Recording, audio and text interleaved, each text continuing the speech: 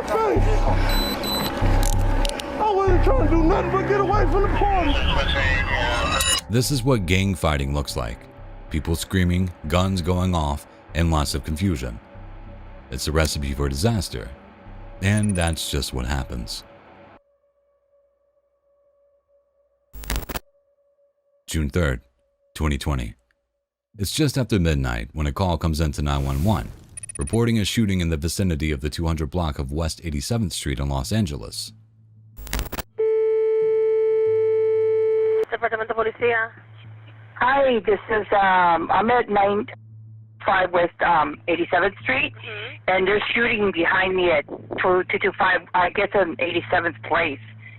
But there's a lot of shooting going on. Is it shooting or fireworks? No, they're shooting. Okay, how many shots? How many shots? They just keep seeing click, click, click, click, click, because people are screaming. Okay, but how many did you hear?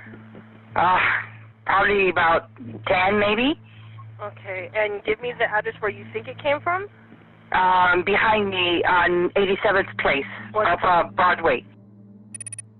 The caller mentions that there have been at least 10 shots fired, but implies that there could be more based on the amount of chaos they're hearing coming from behind the building. In the following minutes, other neighbors call to report the same thing. Dozens of people, dozens of shots, and lots of shouting. The dispatcher quickly relays the incident to police, but for all they know, they may be walking into a literal war zone.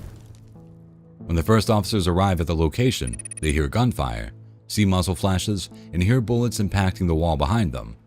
This causes them to believe they are being fired upon. They quickly radio this escalation back into dispatch. 1842, you got a shots fired vehicle going.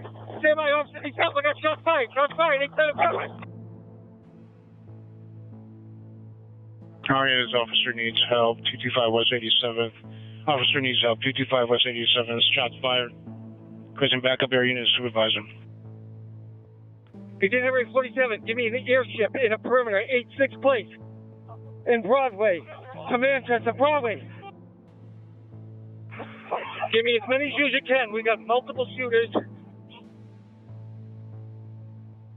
15 Henry voice requesting a perimeter, You got Broadway. suspects fleeing eastbound. I need units 2 blocks to the east. As officers pull onto 87th Street, muzzle flashes spark in the distance. They hear rounds hitting the walls around them, which causes them to panic. For a moment, it's unclear who's firing, rival shooters or someone turning on the police. Then, an officer sees a man aiming a handgun towards them. He fires several shots in quick succession before making contact with his partner, who is posted up on a corner. At this point, the shooting finally stops. Now they have a new problem. They start to encounter traffic.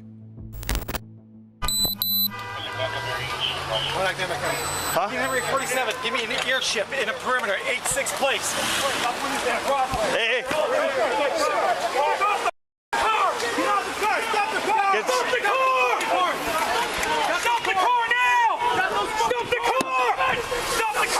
Right here, right here. Watch this one. Yep. I'm telling you to stop. Don't shoot. Get away, please. Don't shoot. Get up. Turn it off. They're shooting at us. What's up? They're shooting at us. Hey, stop the. Please. Stop the car. They're shooting at us. Please. Stop. I'm so sorry, sir. All right. They're shooting at us. My kids Hey, are home. turn the car off. My kids. Turn it off. Please, sir. Please let me go, please. My kids, I'm so scared.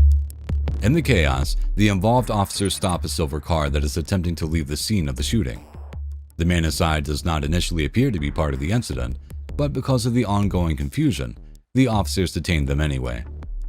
They know that this particular area is defined by overlapping gang territories, and that people who were actually involved may now attempt to claim innocence.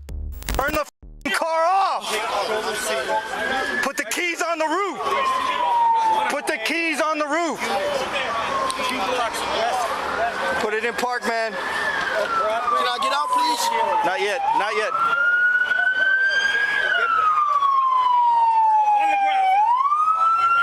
Can I get out, please? Not yet. Not yet. As the police attempt to corral the remaining suspects, the two men in the car beg the officers not to hurt them. They repeatedly claim that they weren't involved in the incident, but were just attempting to flee the area. Can I get out, please? Not Not yet. Not yet. Sir, please don't shoot me. Hey, please don't shoot me, sir. Okay. Please. Hey, Ricky, I'm bringing one more out. Come out. Hands where I can see him, man. Hands where I can see him. Don't shoot me. This way. Come back this way. Come back.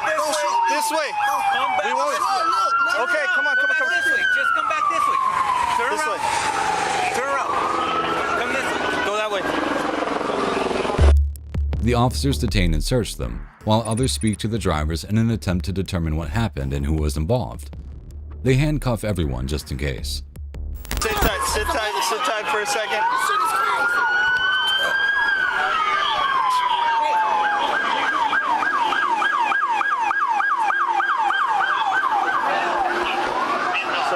Sorry. Look up everybody, guys. Look up everybody.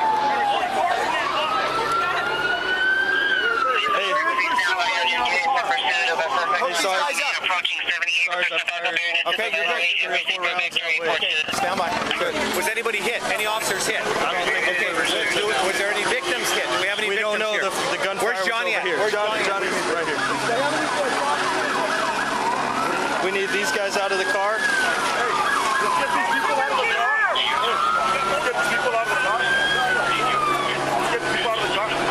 got a couple of straps in the car. All right. Hey, sorry. Yes, We sir. got 2 straps in this car. Pretty sure they.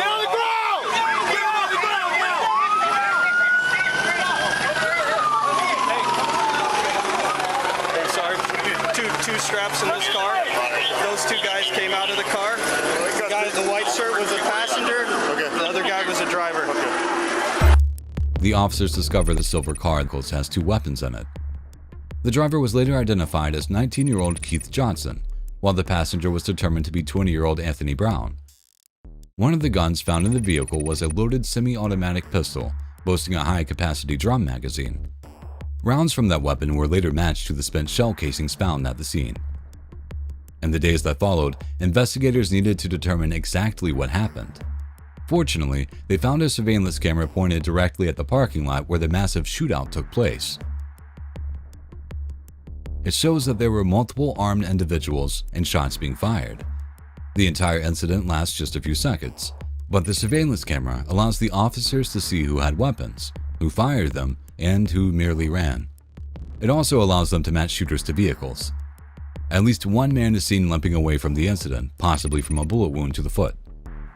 But this is only part of the drama.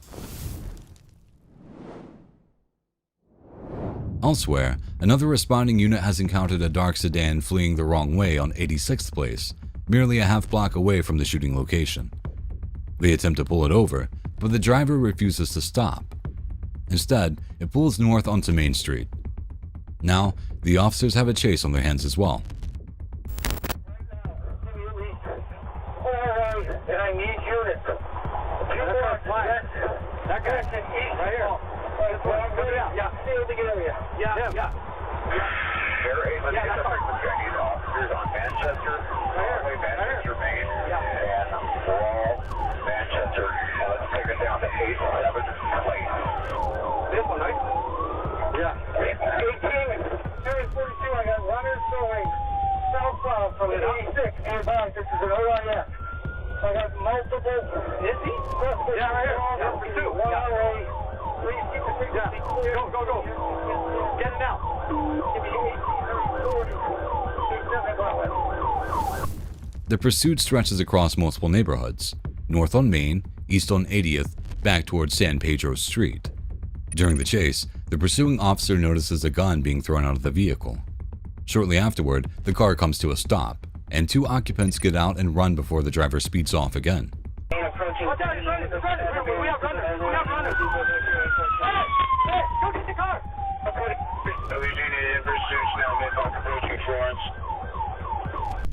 This forces the pursuing officers to split up. Some maintain pursuit of the vehicle, while others attempt to grab the suspects on foot.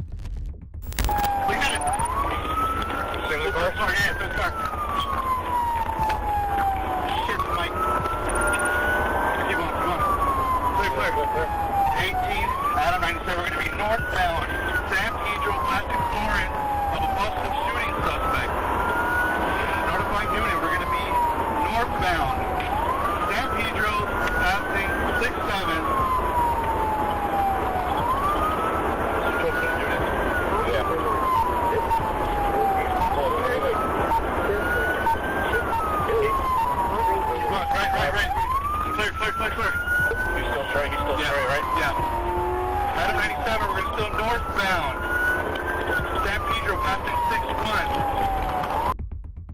After a short chase, the officers locate the car, which they later determine was being driven by Dontavis Marshall. The car has spun out of control, and Marshall, like his two fellow suspects, is now on foot. The problem is that the officers have no way to know whether or not the man is armed, and how much he's willing to resist. He's running? North. Yeah, clear.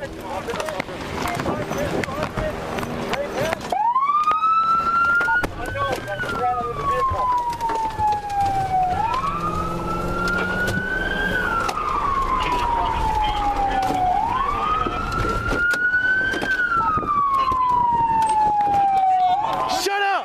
Put your hands out! You ready? Luckily for everyone involved, Marshall cooperates. When the pursuing officer arrives, he is already face down on the cement. He has been shot in the face and claims that he is unarmed and was simply trying to escape. Open your hand! I'm trying to! I got shot in the face! I wasn't trying to do nothing but get away from the party. You let your boys out the car. I got shot in the face. Look at this.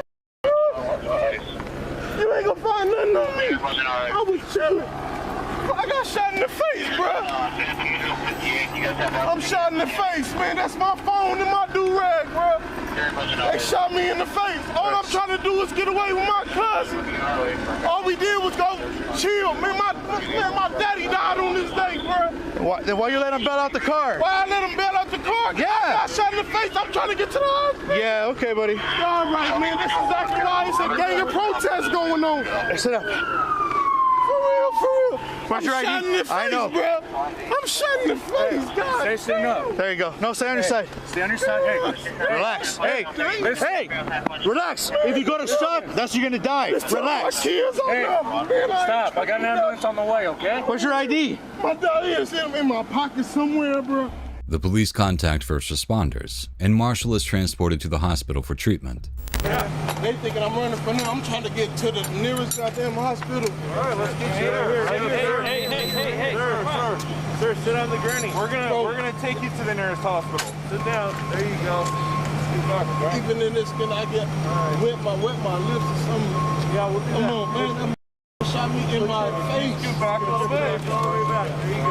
He reiterates several times that he was simply trying to escape and did not participate in the shooting. But that doesn't explain the gun that was thrown from the car. Not far away, police are in pursuit of the two men who bailed out of their vehicle earlier, and they are about to find them. Hey, stand by. He's holding the dog. Let go of the dog! Let go of the dog! Let go of the dog! Let go of the dog! Stop holding him! Stop holding him! Let go of him! Time to go!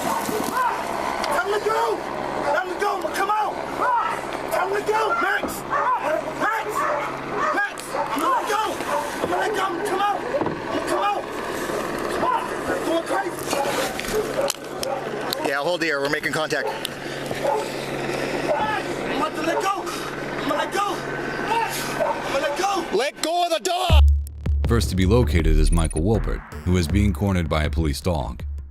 The dog continues to attack the man who refuses police orders to let go of the animal's collar. All right. I gotta get out this way. It's my only way. All right. Hey, he's got to come out this way. It's my only way. He's coming up right here in this path, right?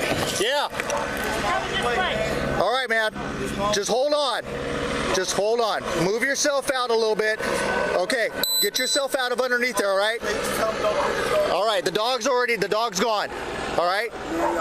Okay, man. You're going to have to get out of there on your own, all right? After the police guide Wilbert out of the fenced-in area where he is hiding, they quickly take him into custody and transfer him to the hospital.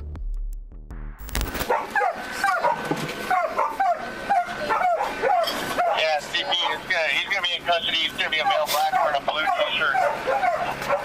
Where are we taking him? CCP? Roger that. Thank you. Yeah, we got to take him Stand by. to We the still CP. potentially have one additional in this yard. Stand by. We'll take him to the CP. Roger. Since there's another guy? Minutes later, they retrieved Dwight Jackson, who was hiding in an adjacent yard.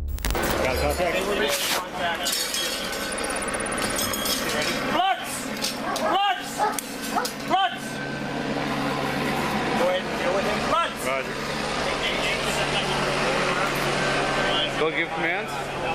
Yo, you in the shed! Step on out now with your hands up! Los Angeles Police Department, get your hands up! Step out now, or we're gonna get your hands up! Hands up!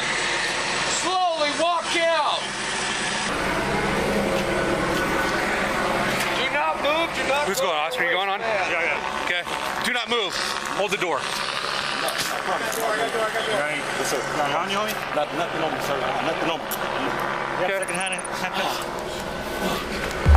He complies, ending a truly chaotic evening for the Los Angeles Police Department. So, what caused all this? According to an interview with Don Tavis Marshall, the party was intended as an annual celebration for the Six Deuce East Coast Crips. When a series of fistfights broke out, people began shooting. At this point, Marshall ran to his vehicle where he was shot in the face. The bullet was later determined to have come from the service weapon of Officer Beck. Contrary to statements that they were uninvolved, the police were able to locate two guns thrown from Marshall's car. Both were later determined to have been recently fired. Talk to her while she's Shoot me, because I'm not over here. We don't want to shoot you, ma'am. Because I don't want you in here. But come on. We don't want to shoot you. You hurt me. All right, let's move up.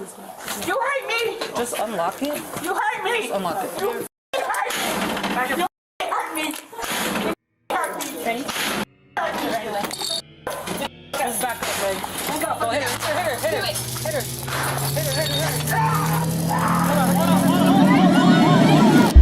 These officers are facing an incredibly difficult situation. A mentally ill woman is locked inside her apartment, begging to be shot, and as they enter, all hell breaks loose. But how did we get here? To answer that, we need to take a step back at 11:55 p.m. on January 20th, 2025, in Southwest LA. Officers are responding to a radio call of vandalism in progress in the 3900 block of Ursula Avenue. The caller reported that a woman had broken the front window of her apartment and was currently breaking other windows in the apartment complex. Hi, I have this lady that's busting out my windows in my apartment, and I was just wondering if y'all could have somebody come down here, please. Okay, what's the address? 39 Ursula Avenue, apartment. Okay, is she still there? Yes, she's still here. She stays next door. Oh, she's a neighbor. Okay, gotcha. Okay. And is she white, black, Hispanic, or Asian? She's black. Black. Got it. Okay, did she threaten you guys in any way? No, she just came outside and started busting out people's windows in their apartment. Okay, so it's not just yours. She's breaking each apartment windows? She did hers, she did mine, and I think the neighbor is next door. Oh, okay. Okay, do you know her name by chance? Her name is Tiffany. I don't know her last name. Tiffany, gotcha. Okay. And you didn't see any weapons on her, right? She had like a bat or something. She had a bat?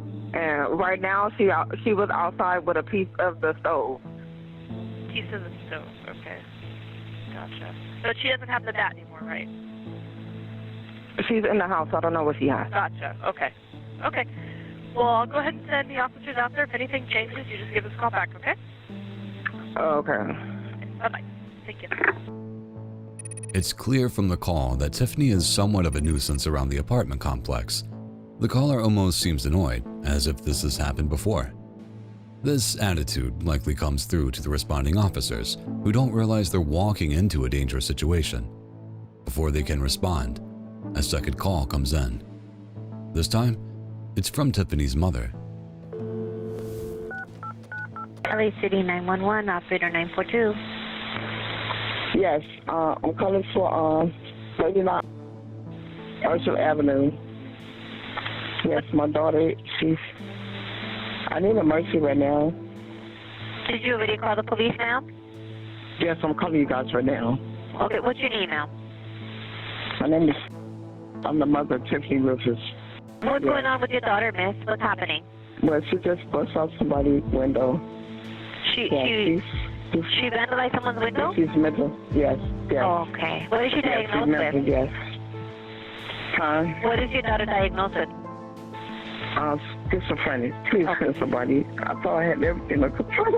Okay, just take a deep breath, honey, okay? 1 second. Your daughter's name is Tiffany? Tiffany Bruce. How old is she, hon?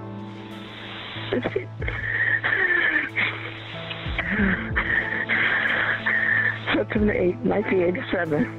1987? Please. Yeah, 1987. Please. Can you send somebody here, please? We now know that Tiffany has been struggling with schizophrenia and that her mother has been helping to take care of her. But unlike the neighbor who called earlier, the mother seems very upset and worried about what might happen.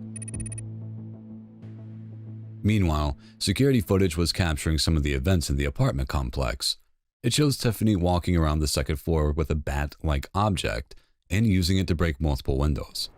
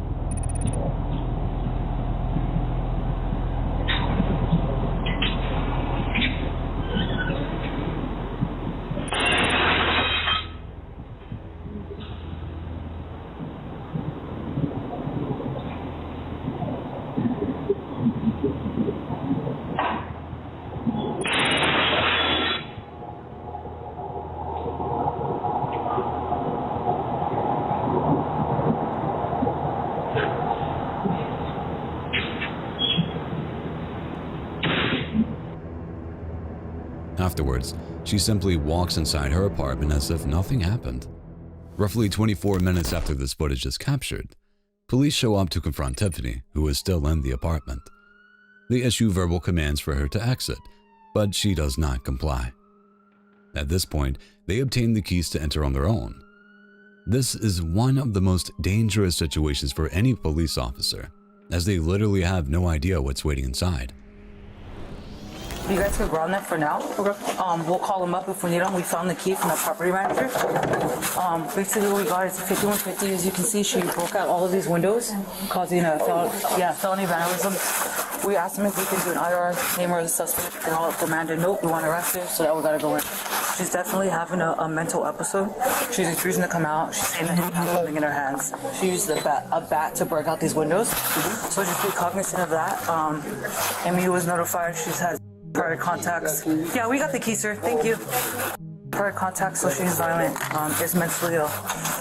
RA's coming. They're gonna stand by, but we gotta make entry.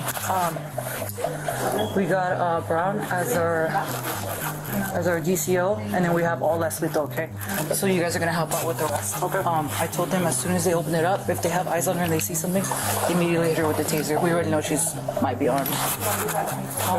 If she runs back into a room, we're not all gonna chase her. We're gonna let her run in, and then we'll slowly clear the house, and then we'll stack on the next door. We got the keys, sir. Thank you. Brittany, you're DCO now? Yeah. Okay. Sling this in the back. We're going to use our taser. Just put it on your back. I think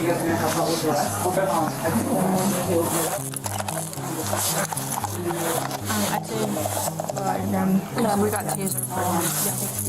And then who's making it? And then we'll slowly clear the house. I am. And then we'll stack them in. 3040 fire department with notified. All right, if she tases, I'll be back up. Do you talk to her on a regular basis? Yeah. You do? Yeah. How do you communicate? She's just not himself. Very well. Very well. Then how do you communicate with me? Okay. These are your trailers and No, you can't communicate with me because I'm just Be mindful of crossfire. Don't shoot me. thousands of them, but this location is not for you. Is everybody ready? Yep, everybody ready? Tiffany, last chance. I'm just going to go I on want the to come inside. step out. Stacked up on You the stand side. on guard and not. Okay. Say some shit that's illiterate. Tiffany, we're going to come in if you don't open the door. Can you open the doors? Right there. No, you can't. Tiffany doesn't seem to be making much sense. She appears angry at her mother for calling the police and wants them to leave her alone. With tasers drawn, the officers prepare to breach the apartment. You know why? I'm tired of that. I'm tired of you suffering and kissing his ass. I'm tired. My mother can't support me, but she'll call a criminal on me. Tiffany. She'll call a criminal on me. Tiffany, we don't want to. She is my mother. My mother and then my father. And the thing is, she cannot support me. Tiffany, if you bang on that door when we're coming in, you're going to get hurt. Tiffany, if you bang on that door, you're going to get hurt. My name is a pretty name, girl. A very pretty name. But it's not Tiffany. That mother set me up. So like I say, you only 3 people. Stay away. Tiffany repeatedly bangs on the door from inside, warning the officers to stay away. And that's when her words start to take on an even more ominous tone.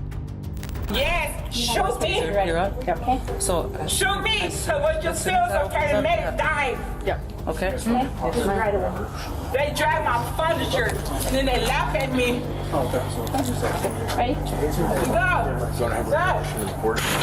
Talk to her. Talk to her. What Shoot me, because I'm not going to hit you. We don't want to shoot you, ma'am. Because I don't want you in here. But come on. We don't want to shoot you. You hurt me. Right, let's move up. You hurt me. Just unlock it. You hurt me. Just unlock it. You hurt me. It's a worst-case scenario, going blind into a dark apartment. And it's about to turn this routine domestic disturbance into a tragedy. The officers open the door and immediately tase the girl.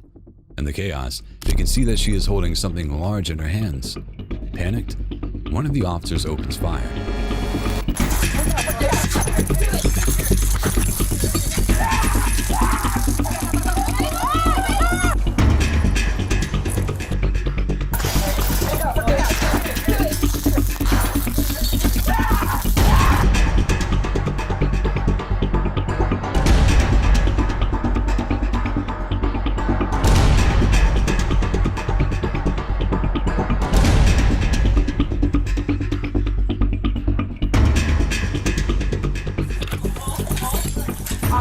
Shots fired.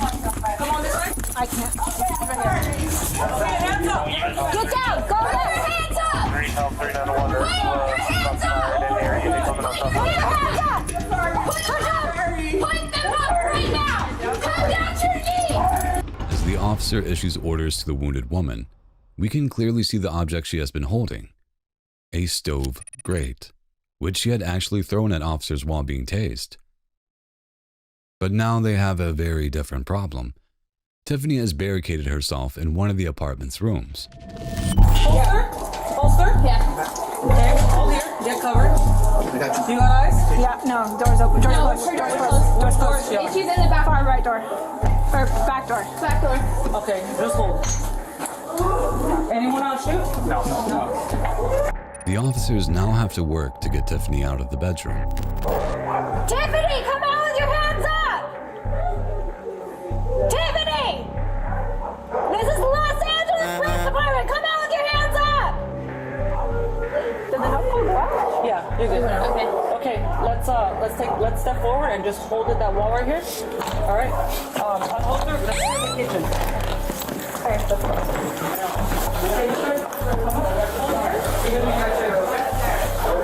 It's clear. Hey, Tiffany, let me see your hands. Hands right now. Hands up. Put your hands up and walk towards me right now. No, you listen. Put your hands up, turn around and walk towards me. Tiffany, walk towards me. We don't want to hurt you further. Okay. Put your hands up, turn around. Put your hands up and turn around. Listen. Tiffany, listen to me. Walk towards me. You don't want this to get any worse than it is. Walk towards me with your hands up. Where I can see your hands. Come on. You're doing good. Hands up, hands up, hands up. Leave them up. Turn around, turn around. Turn around, turn around. Easy, easy, easy, easy. Easy. Everyone hold. Alright, nice and easy. Relax. Okay, you're doing great. You're doing great. Just relax, okay? Miraculously, Tiffany is apprehended without further incident. As it turned out, she was not struck by the gunfire, but was only injured by the puncture wounds from the taser. In the aftermath of this incident, one of the biggest questions revolved around whether or not Tiffany was actually trying to hurt the officers. This clip provides a slightly better angle of what happened. Should the officers have done anything different?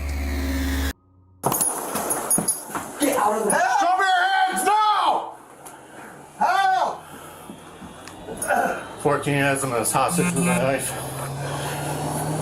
Put down the knife and let him go. If there's one thing we've learned from police footage, it's that taking hostages never ends well. Despite that fact, 27-year-old Bailey William Glazier is about to do everything in his power to escape his fate. Where's he at? Beating on us in here. I have no idea who he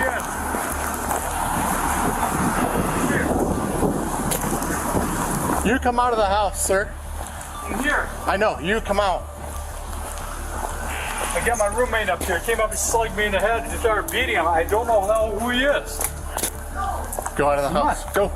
Behind your car. This is the police department. Come out of the house now. It's 2:33 p.m. on July 12th, 2025, and Officer Soderberg has just arrived at 1689-2 Nicholas Road, a residence in the Bath Township of Ohio. He and Officer Belknap were dispatched minutes before due to a suspicious man walking through yards and attempting to break into cars. But now the situation has become even more serious. The suspicious man has just entered a home with violent intentions. I'm on scene. I'm trying to call him out of the house. Sir, I'm going to ask you to go back by my car again, please. I think he's high. If I can go to if I can get a unit to go on the back side of the house. You said someone else is inside? Your roommate's inside? We haven't. You can go inside. I have a housemate in there. He's beating on both of us. He slugged me in the jaw.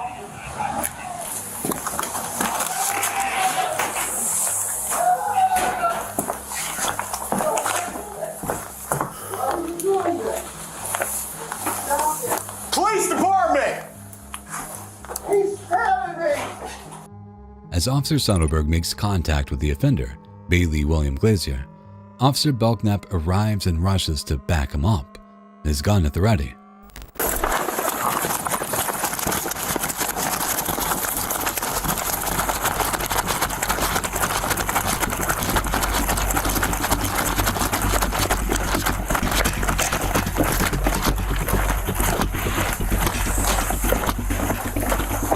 Where are you at?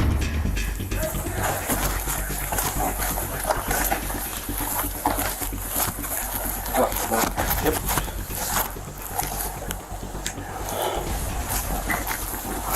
Help! Help! Oh, get out, get out, get out! Help! My roommate! Get out! Inside the house, the homeowner yells for help. Glazier is holding him hostage and has stabbed him somewhere at least once. Right now, their primary goal is to get the homeowner to safety. Get out of the house! Show me your hands now! Help! 14 has him as hostage with a knife. Put down the knife and let him go. Put down the knife and let him go now. Go, sir! Get out of there now! Go, Move! go! Stay inside the house. With the homeowner no longer being held at knife point, the officer's first crisis is averted. Now, they need to apprehend Glazier and bring him in for his crimes. But he is not going down without a fight. Get on the ground now! Stop now! Get off the ground now! Glazier makes a run for it, and Soderberg and Belknap open fire. It's not clear if any of their shots land at this distance, but even if they did, they don't seem to slow Glazier down at all. The chase continues into an adjacent neighborhood on English Oak Drive. Center shots fired.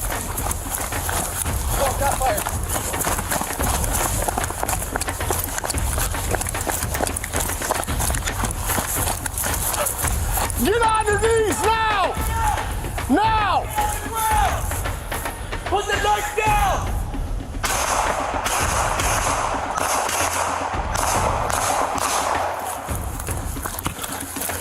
We're right in the way.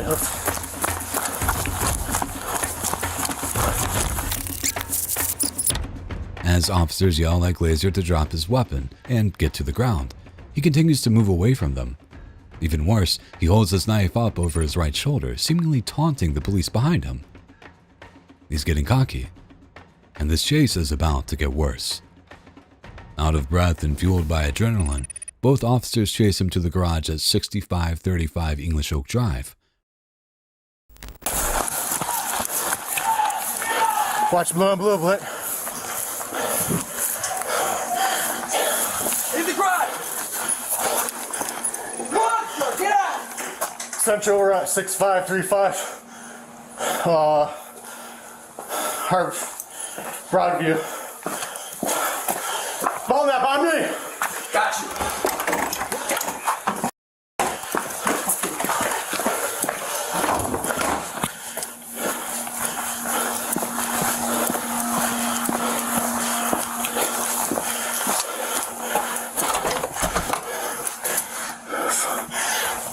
We gotta get in. I saw an arm go in the garage. Hey, he's in.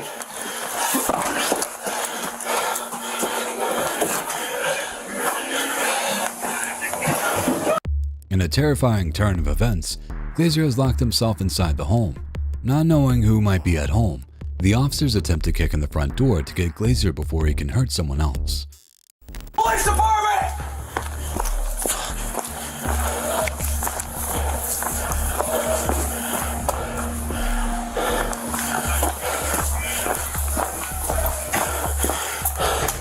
We're inside another house. Start SOT.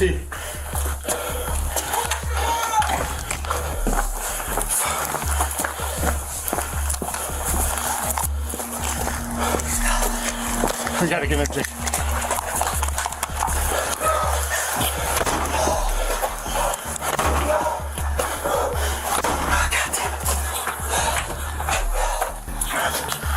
What road are we on?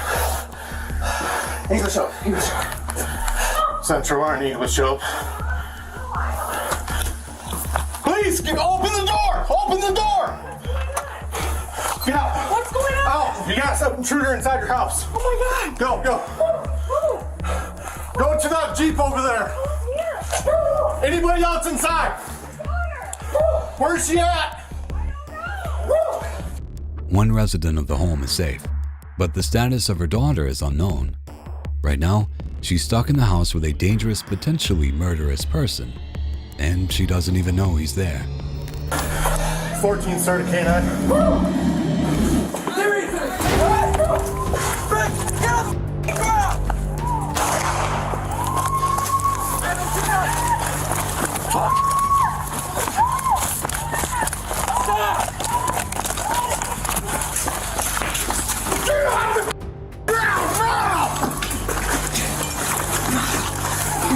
Put your hands behind your back! Put your hands behind your back! After making yet another break for it and dodging another shot taken by Saddleberg, Glazer runs straight into another garage. Too bad for him, the garage doesn't have access to the house. Now he's cornered and captured by Saddleberg and Belknap, who have a bone to pick with him. Both residents of the previous house are thankfully unharmed. Glazer is clearly not going anywhere now, but he continues to fight the officers until more drastic steps are taken. Put your hands behind your back!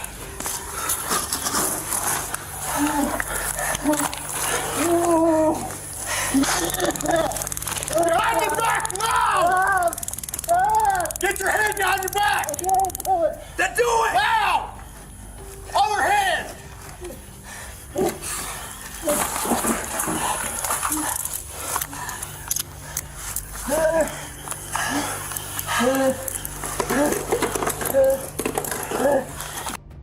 After a tasering, Officer Saddleberg is able to successfully get handcuffs on Glazer, securing him for good. The officers are finally able to catch their breath as they call for emergency medical services. Glazer has sustained several gunshot wounds. It seems at least a few of the shots fired during the chase did actually hit their mark. Central, he's secured, cuffed. Taser deployment, deploy. EMS, he's been shot. The knife used to stab the hostage before the chase is nowhere to be found, and Glazer provides no help in locating it. Soderberg and Belknap cut through his clothes to inspect him further and provide first aid until EMS can arrive. Where's the knife? Where's the knife? Where's the knife? Is that with it? Where is it? For the house to the east of our last. Not a moment too soon, backup arrives with a much-needed medkit. With the backup now handling first aid, Soderberg and Belknap return to 1689-2 Nicholas Road to check on the two initial victims. Their injuries are treated on the scene, and none of them are life-threatening. Glazer is transported to a nearby hospital where he is in stable condition despite his wounds. None of the officers involved in the incident was hurt, but there are repercussions for their actions. Police officers have been put on administrative leave after shooting at a suspect accused of stabbing a man that he held hostage. Both officers have been placed on administrative leave in accordance with department policy for officer-involved shootings. They will remain on leave for the duration of the investigation, which is currently being conducted by Michigan State Police. In a statement by the Bath Township Police Department, this matter is being thoroughly investigated by the Michigan State Police in accordance with standard procedures for officer-involved shootings. Several days after the shooting, Glazer was moved to Clinton County Jail, where he is currently being held on a bail of $1 million with a laundry list of felony charges. Thankfully, Glazer survived his wounds and will eventually face justice. Oh, come on. He's a benefit too. It would really help me out, man. Come on, dude. I know that I'm going to have you guys after. That's why. If it's serious shit, it is, but if it's just like nothing to fool around with, it not is, right? Because Dumb's being himself. Yeah. All right, come on, everybody. Let's go outside. Can we talk? No. Hey, relax. Please. No. Please. No. Come on. This seems like a normal conversation, but the man in this video is about to lash out violently.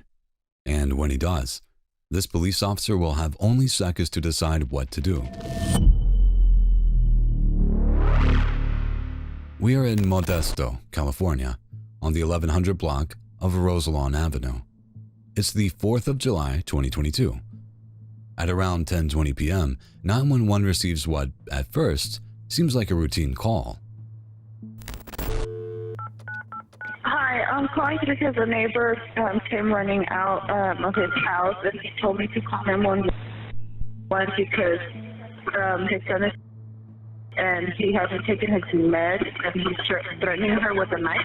Okay, what's the address where they live, ma'am? Do you know? Roselawn. And you're okay. And the neighbor, what's the neighbor's name? I'm not sure. Let me ask. Is it a male or female? It's Jackie Tierney. I'm sorry, it's what?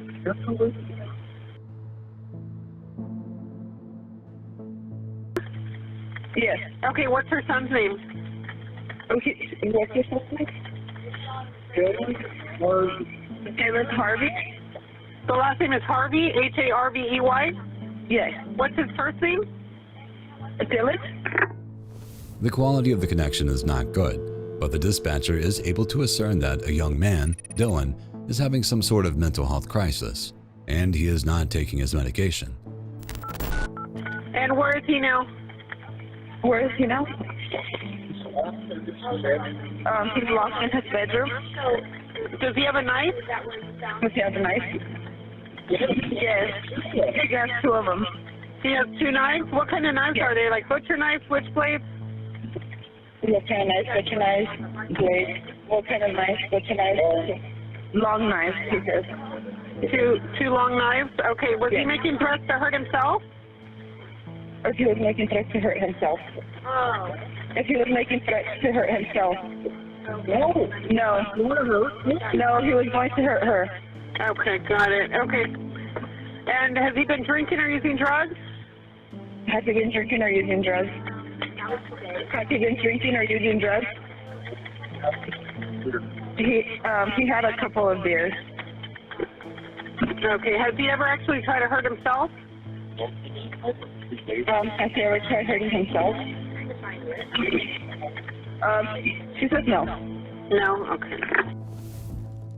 The caller is acting as an intermediary between the 911 dispatcher and Dylan's father, Ken. It's clear that the older man is scared, and two officers, Mertz and Harmon, are routed to the address. Right away, they know they're dealing with a dangerous situation. The problem, they don't know what sort of danger they're going to face.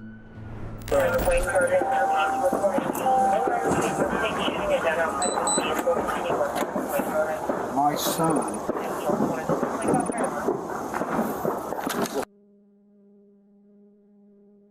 Okay. He hasn't taken his meds for 3 days. Okay. And tonight threatened me with knives. Okay. And when you say he threatened you, what exactly did he say?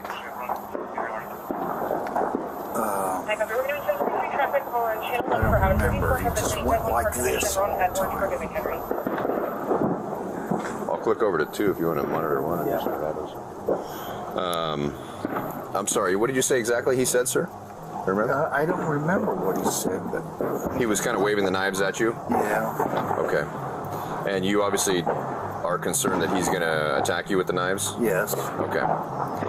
Dylan's father adds more context to the situation, explaining that his 35-year-old son has been off his meds for 3 days, and that this is the first time this has happened. The scene is calm, for now, but the fireworks going off in the background seem to add to the growing anxiety. After telling the father to wait in the car, the officers walk up to the door. Dylan!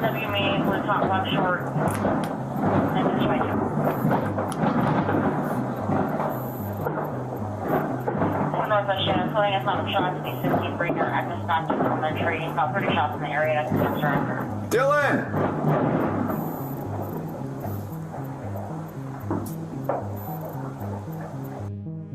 Though they were anticipating potential violence, the officers are instead met with silence. This sends them back to the father. Do you know his phone number by heart? Yeah, the phone number, the cell phone he has is mine. Oh, okay. Oh, you know what? I left your work on there. I'll go grab it. There, you got it. All right. My partner's going to grab that phone, and then we'll give yours a call, and we'll see if we can coax him out here.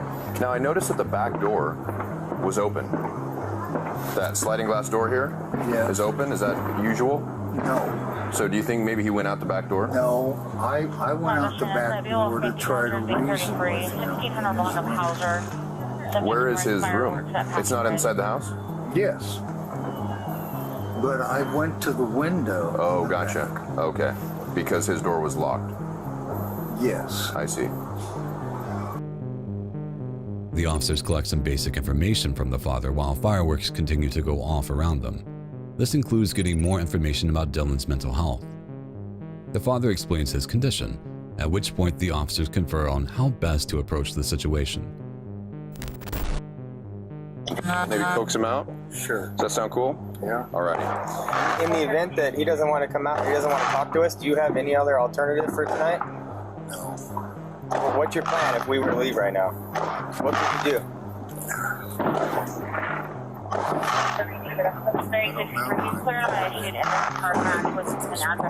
Yeah. Okay. Our only concern, to be honest with you, if he doesn't come willingly, our only concern is like forcing the issue, especially if he's struggling with some mental health stuff.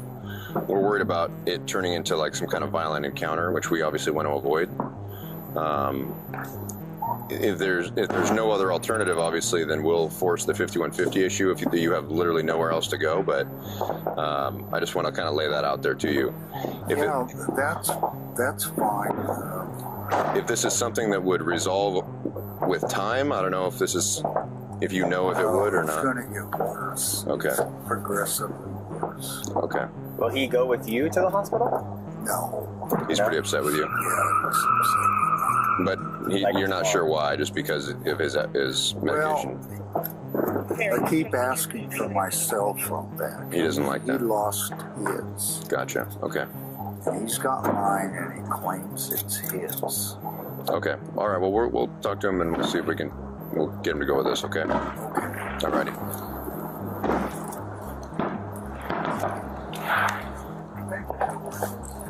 Yeah, it seemed like it was.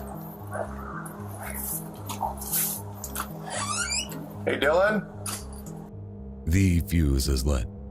The only question now is when it will blow. The officers enter the home, which appears to be quiet. As they move around, they are unable to spot any signs of Dylan. However, they do hear noises coming from the bedroom. The entire scene is playing out like a horror movie.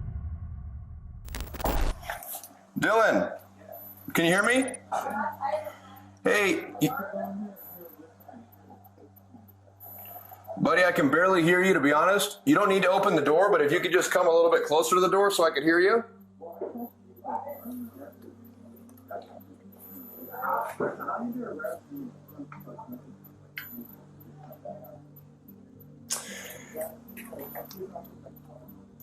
Hey, Dylan, I can barely hear you, buddy. Would it be okay if I came around back to the window? Unable to hear what the man is saying, the officers attempt to speak to him through the door. It's at this point that the officer asks about the knives. Hey, Dylan, so Kimberly mentioned something about some knives. Do you have those knives with you now? Would you mind putting those down for me?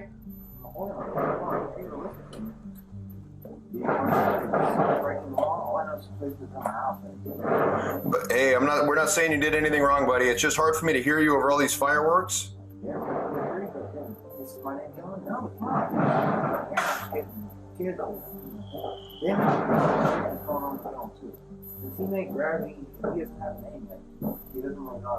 Okay.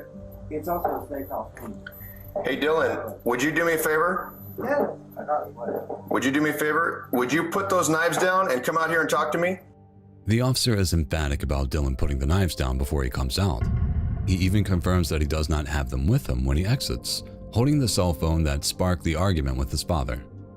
Yeah. Is that okay? Hey, but I got another thing to tell you though. I'm in an emergency. Could you guys listen to me? Yes, sir. Did you hear anything I said? I heard a little bit, but it's said. so loud outside, it's hard for me to hear.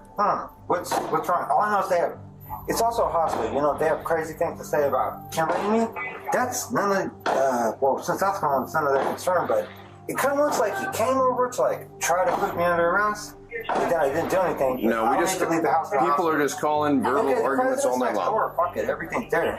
Hey, one more thing. Yeah, also, they said, chase you with the motor gun. Don't tell me to leave this hospital. Yeah. It's in the backyard, but then you go first. Tell me what's going on. Dylan, can I just ask you one more question? Would you mind would you just show me you don't have any other knives or nothing on you? Just because your dad said it was something about knives, so we're all freaked out about it, honestly. Okay.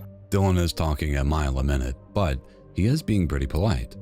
He also seems intensely paranoid, which is likely a byproduct of being off his meds. The officer is extraordinarily patient and finally gets the disturbed young man to sit down and speak to him. He says a lot, but none of it sheds much light on the situation. Then comes the big question.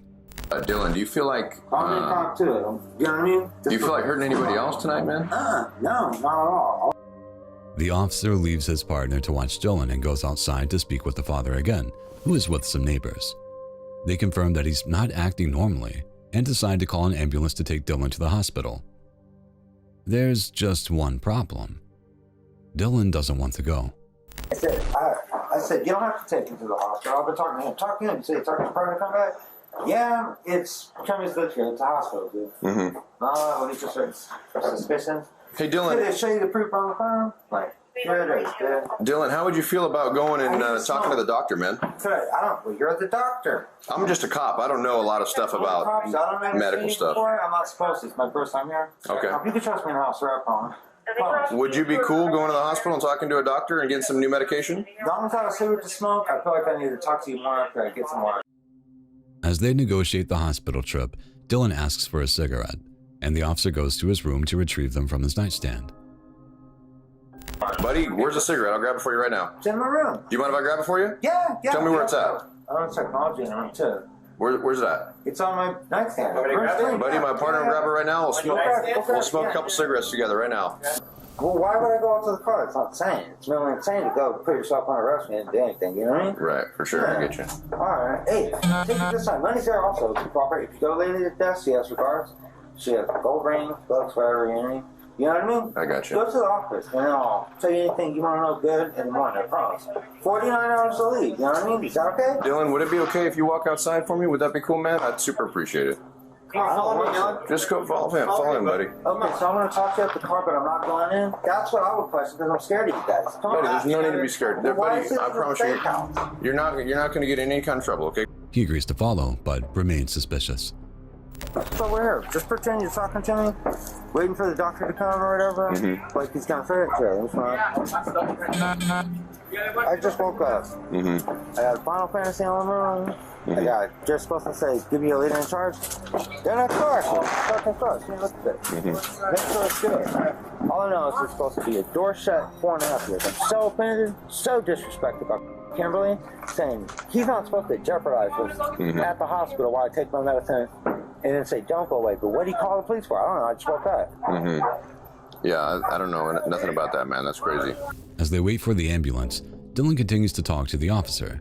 But the moment he steps away to look for some intake forms, the adult young man bolts back into the house. The officer attempts to retrieve him, finding him in his room. Regards for yours? Is Kimberly okay? Now he looks normal again.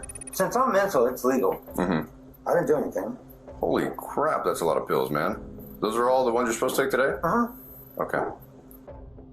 Frightened to be in the room with all the knives, the officer asks Dylan to once again step outside. And for the first time, he becomes outwardly defiant. I don't like this room. Here's why.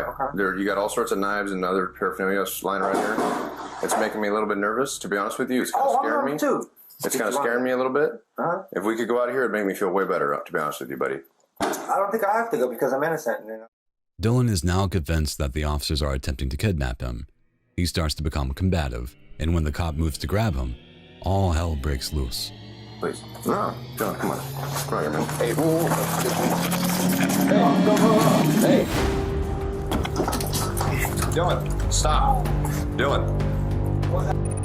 Gunshot, Dylan. He grabbed a knife. Dylan collapses, hit multiple times.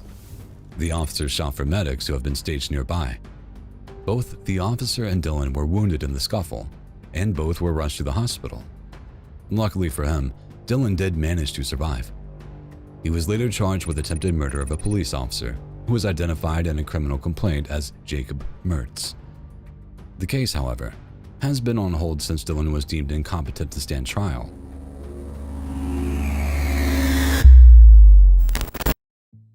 Welcome to Auburn, Washington, where the King County Sheriff's Office helicopter crew is patrolling from several hundred feet in the air. It's a pretty routine surveillance mission at first. In fact, it's a pretty nice view. Then, something unexpected happens. I copy. 36. Go on. Someone in or near a vehicle takes out a laser pointer and begins shining it directly at the helicopter. This may not seem like a problem, but is actually incredibly dangerous. Not only can it disrupt a pilot's vision, but it can also interfere with surveillance and night vision systems. Hey, we're getting laser struck over your city. I've got the suspect vehicle in sight if you can assist us with this. 313 37th Street Southeast. The funny part is that this is a police helicopter, and with their state-of-the-art equipment, they could zero in on this dude's eyelashes if they want.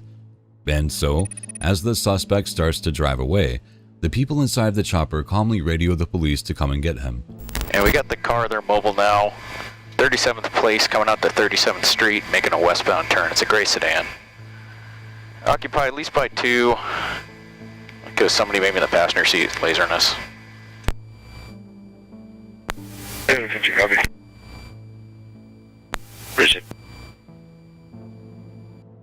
I mean, who would have thought that a helicopter equipped to follow people would be able to follow them, right?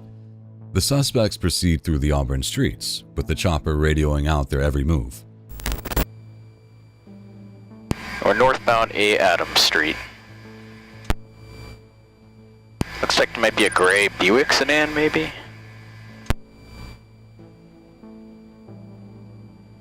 Just passing 31st, still northbound, they're in the right lane. What started as a stupid joke has now become a serious crime. Just FYI, fines for pointing a laser at an aircraft start at $11,000 and can be punished by prison time. Good to see. What kind of car was it? It's like I think it's a gray Buick sedan. Maybe early 2000s. No.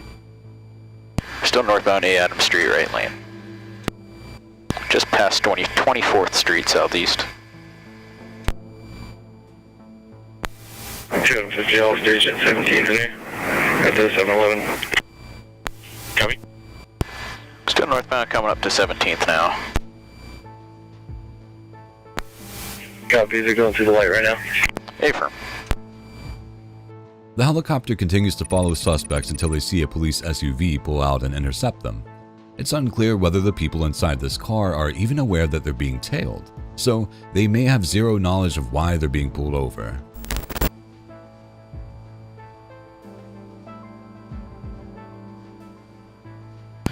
Hey Gary, for your guys' PC, you probably had at least 4 positive laser strikes on our aircraft. They continued to do it even as we were orbiting overhead, so they were aware. 250 copy, Jim, so it was coming from the passenger driver side. Good, 450. It's hard to tell which side. It was at least coming through the sunroof at least once. Shortly after, the car comes to a stop. A second police vehicle pulls up. Moments after the officers walk to the car, they determine that it was the passenger who was holding the laser. In fact, he still has it in his hand. With the helicopter still hovering right above the scene, one has to wonder what sort of insane excuses these two jerks are providing to the police. "It wasn't us" doesn't really work when the same chopper you targeted is chilling a few feet away. 4 name update. 4 good. William W. Lincoln, 67 North, 21343 boy. Copy, can you confirm the plate with me? I got Charles Lincoln North, 5842. Charles Lincoln North, 5842. Copy, I got no record. Looks like the returns are slow right now. Haven't got it back yet.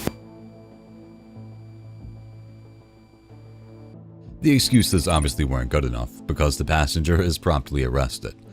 The lesson here is pretty clear. Lasering an aircraft is stupid. Lasering an aircraft that is specifically designed to track criminals, that is a special type of dumb.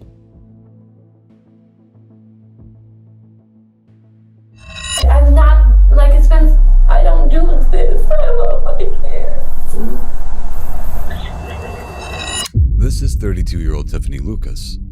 She's the mother of 2 sons, 6-year-old Maurice and 9-year-old Jaden. On November 8th, 2023, she killed them.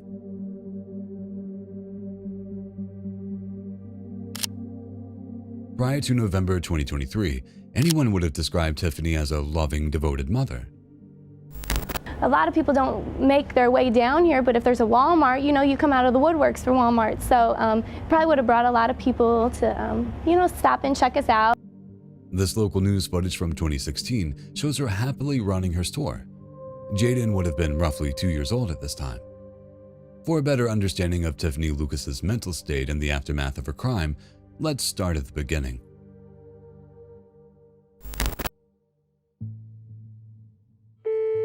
My neighbor just came up to my door and just passed out, and I can't get her to wake up. She's okay, is she breathing?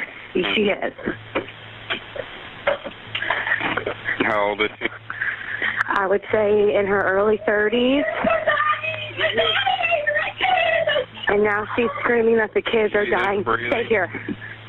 Do we know what happened to him? I have no idea.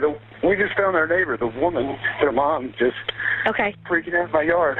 Okay, and how old is he? Oh my God, he's I don't know. He's probably 6. There's blood all over the bed. There's a gun. Oh my God. Was he shot? I don't see a gunshot wound. There's 2 of them. They're both here. They're breathing. Okay, there's 2 children. Yes, ma'am.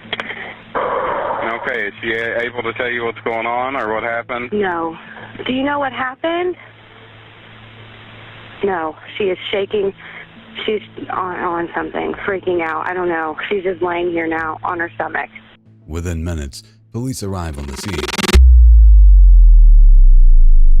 Body cam footage shows one of the officers interacting with Tiffany, who had already been restrained. She conscious? She conscious? Yeah.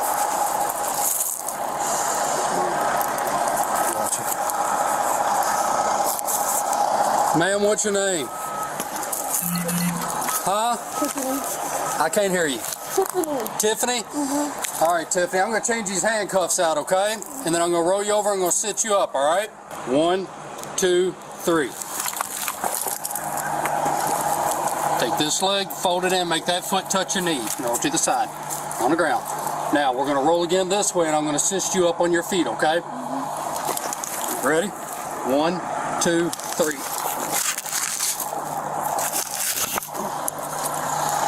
Tiffany is lifted up to her feet, but she's barely able to stand. Have you taken anything? Have you been drinking? Then why can't you stand up? I don't feel right. You just don't feel like it, huh? I said I don't feel right. Don't feel right? Okay. I guess we'll put her in my car, and when EMS gets done in there, they can come over and check her out. She claims she's not on any drugs or alcohol, but she's unsteady because she just doesn't feel right. This is the first glimpse we get into Tiffany's state of mind. The officer loads her into his vehicle and then moves to secure the crime scene and find the murder weapon.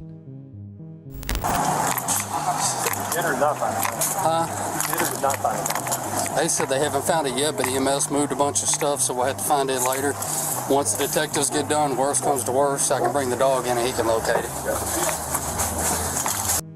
First responders have already found Maurice and Jaden's bodies, and the cause of death is clear.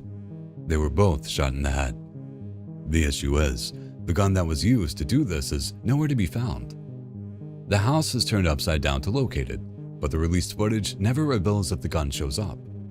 As investigators continue to go through the house, a detective arrives. The officer fills him in on the sequence of events. So yeah, it's this house. From my understanding, those are the neighbors. She ran to their house. When I got here, she was laying down over there handcuffed. Hillview had already cuffed her. Both the children in there, they're loading them up. They're going to transport them. They have not found a gun. Hillview said they weren't going to search. They made sure the house was clear for EMS to go in. They went in. No, this is ours. Soon after the detective arrives, the bodies are removed and transported to a local children's hospital.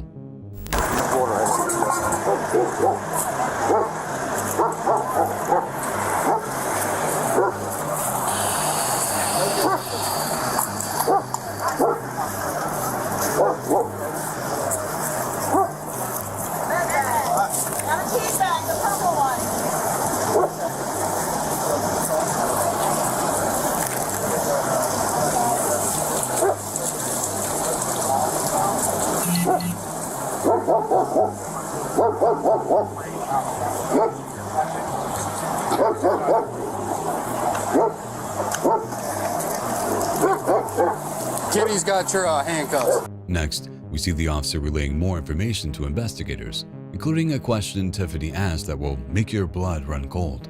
Because she apparently admitted to someone that she shot her kids. We don't know who her dad or was this guy here that said she did. She come over here, fell out in the driveway. His wife seen it, which Christina got a statement from him. She got him, and apparently she told him that she shot her kids. He went over and looked and seen them, and then came over here and called. And this is this guy right here? Yeah. She was told she was detained, right? Oh yeah, she knew. The only thing she has said to me since that is, are they still alive? EMTs arrive and check Tiffany for any wounds or health issues. She appears unharmed, but still extremely dazed and out of it. She can barely keep her eyes open or speak above a whisper. However, that would soon change. She's taken to the Bullitt County Sheriff's Office for further questioning. We're going in over here. Watch the rocks. You tender-footed? Okay. Okay. Stand here with him. I'm going to get my wand. Okay. I'm going to do that myself since this is just the wand, okay? It's just to check you. You got anything on you? Nothing? Just the handcuffs. Yep.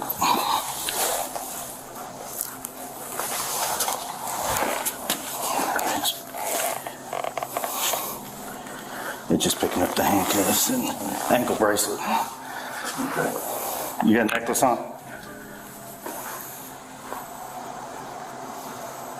Earrings? The officer retrieves his metal detector wand from his vehicle and returns to give Tiffany one final check before she's interrogated. During the sweep, Tiffany makes a bizarre statement. I shot myself in the head. You what? Shot myself in my ear. You shot yourself in the ear? Mm-hmm. What's ear? This one.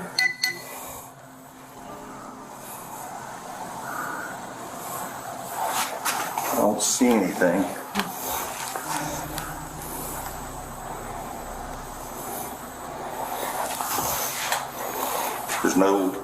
There's nothing there. Okay. Neither officer sees any sign of damage to Tiffany, but the wand seems to pick up on something initially. This could have been a momentary malfunction, but EMS is called in to check Tiffany again to rule out anything potentially life-threatening. What year did you supposedly do that? This week. One again? I did. I know. Right, okay. I know. You know what? Okay, all right, we'll see you in a few minutes then. Okay. All right, bye.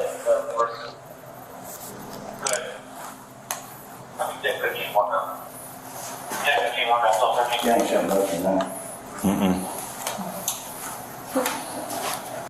Again, nothing is found. However, the simple process and the fact that nothing turned up triggered Tiffany in some way, and she becomes the most vocal we've seen her yet. You was showing something now? You was showing something, you said? Yeah, he did. Huh? He said they ain't showing nothing now. It's not. It was earlier. It was vibrating, but that's why you asked about the earrings in. right, but it could be Yeah. it could be coming up with your handcuffs. Yeah. That's why it was vibrating. People aren't right. Who ain't right? People are not right. They're preying on children. It's just not right. Tiffany's paranoid delusions begin to peek through here, causing her to become angry and agitated. If I just stayed up by her ear, I'm not seeing nothing. That's supposedly the one she said. Though. He did, didn't he? He said, you got earrings in, didn't he? Okay. It's on Calm camera. down. It's okay. That don't have nothing to do with it. It means everything. You're up. You're sick. Yeah. After verbally attacking a cop, Tiffany is taken into an interrogation room. After a while, the interrogator arrives and Tiffany begins to open up.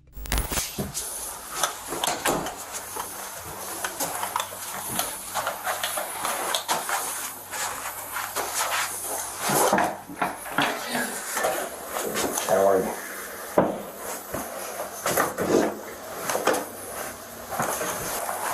Go ahead and stand up for me.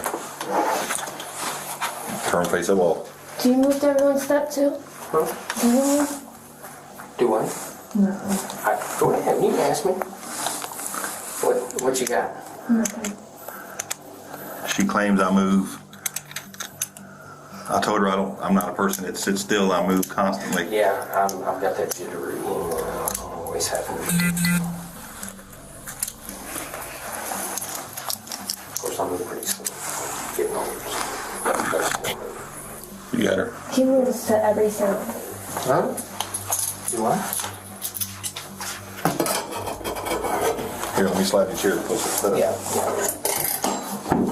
Go over there. There you go. How's that? You want to speed up a little bit? It's really tight. I'm not gonna resist or nothing. Can just listen I'm not a mean person.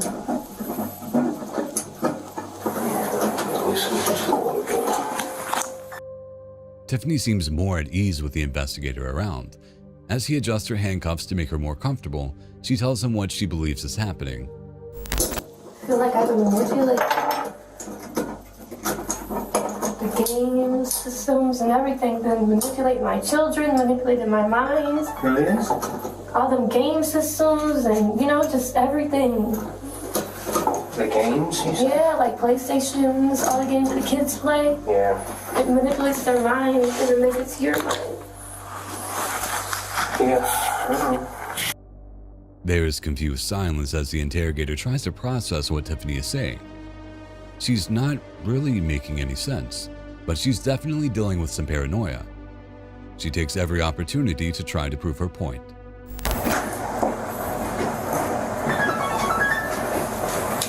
See, as soon as you walked in. Why is it doing that? My phone. As soon as you walk in the door? That's weird, right? It's weird. It's weird. As soon as people walk, sounds, that's not right. No. Let me shut this. See?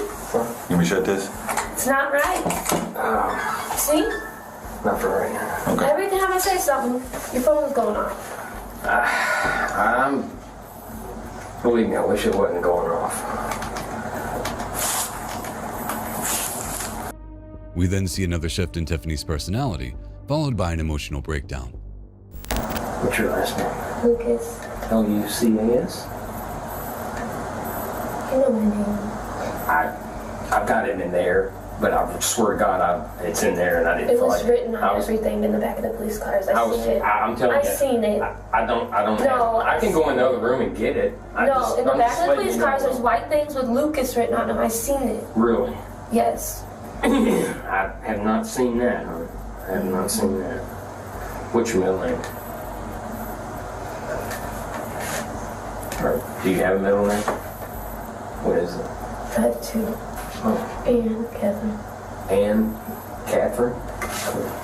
Well, I'm going to talk to you today about what happened earlier, okay? But can you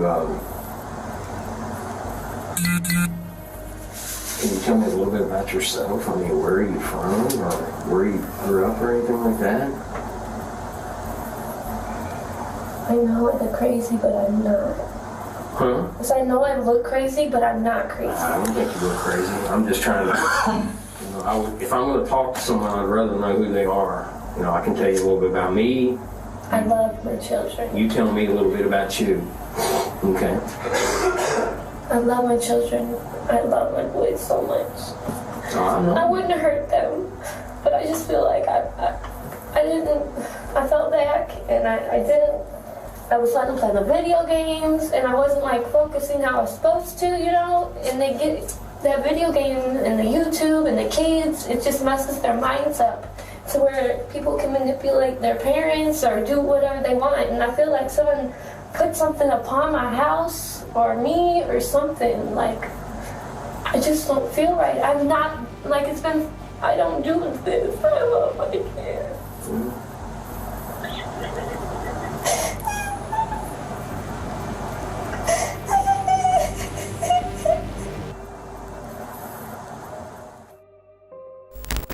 On her first appearance in court, Tiffany Lucas pleaded not guilty to the crime of murdering her sons. She claimed the shootings were an accident. She later changed her plea and admitted to the murders, which left her fate in the hands of Judge Rodney Burress. I cannot imagine the sheer horror these children must have experienced seeing their mother with a gun. The sheer horror that second child had as he heard the discharge of that weapon for the first child. And maybe even both of them seeing their mother pull the trigger, taking their life.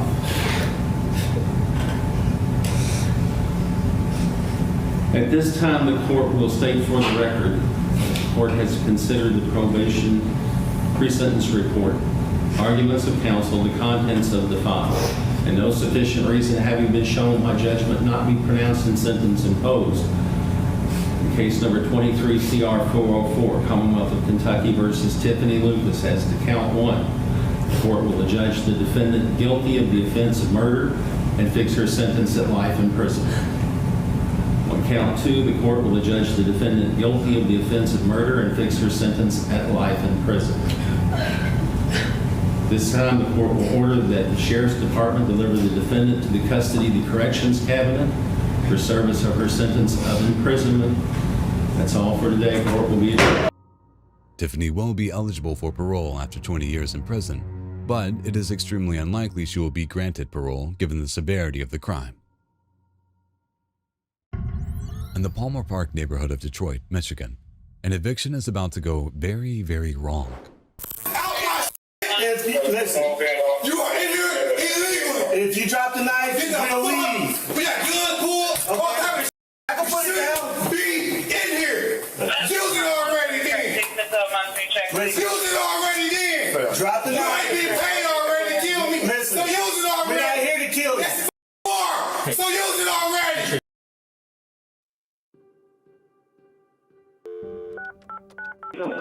Bailiff 1 on District 6. Bailiff 1, ready to copy. Man, we are going to need a car for uniform presence. We have a gentleman inside that has a spike attempting to attack us. 14. Copy that. Stand by for unit. Radio call number noise B2. Go with B2. From your personal search, please assist Bailiff 1. That of eviction is 14 children, man. Thank you, I appreciate that. Bailiff 1, stand by. You have Live North Beach in route. 14, thank you. It's July 12th, 2024, and 44-year-old Sherman Butler is facing a court-ordered eviction from his home in the 1700 block of Manderson in Detroit, Michigan. 36th District Court. 1211 Adams. Sherman, open the door. We are going to force the door open if you don't open it. If you have any issues, we can talk about it.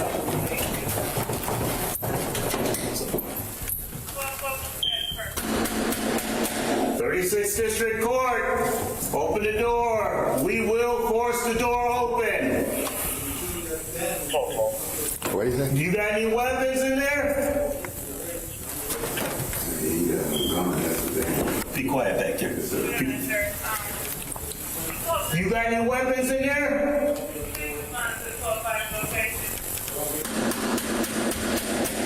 '36th District Court, forcing the door.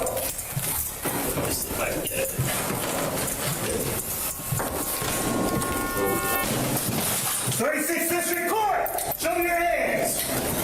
Hands. Show me your hands. Keep your hands right where I can see them. What are you doing? Let me see what you got. No, I'm not going to use it. Let's just talk about it first. No. Relax, we got you. It's okay. Relax.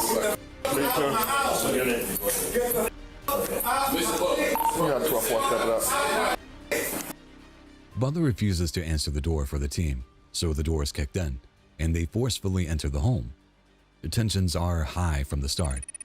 The bailiff enters the home with his weapon drawn, but his demeanor changes when he makes contact with Butler. That's because he's holding a box cutter to his own neck with one hand, and holding out a sharp, spiked object towards the intruders with the other. The bailiff tries to reason with him, but Butler becomes more and more agitated. Come on. We can handle this a different type of way. We can handle this a different way. Come on. How about this? What about that? Right here. What can we do to resolve this? Then would you like to? I will do that. Listen. You are in here illegally. If you drop the knife, we got gun pull, all type of shit. I can put it down. Be in here. Use it already then. Use it already then. Drop the knife. You ain't been paid already to kill me. Listen. So use it already. We're not here to kill you. Yes, you are. So use it already. Why the you here then? We're here to... Why the you here? What kind of medicine are you on? Bro, why the you here? Number one. You don't know me. Let's start from zero. Where's your paperwork in your hand? You done put one in here. We will bring you the paperwork, but you want to talk to me first. Second one. Talk to me first.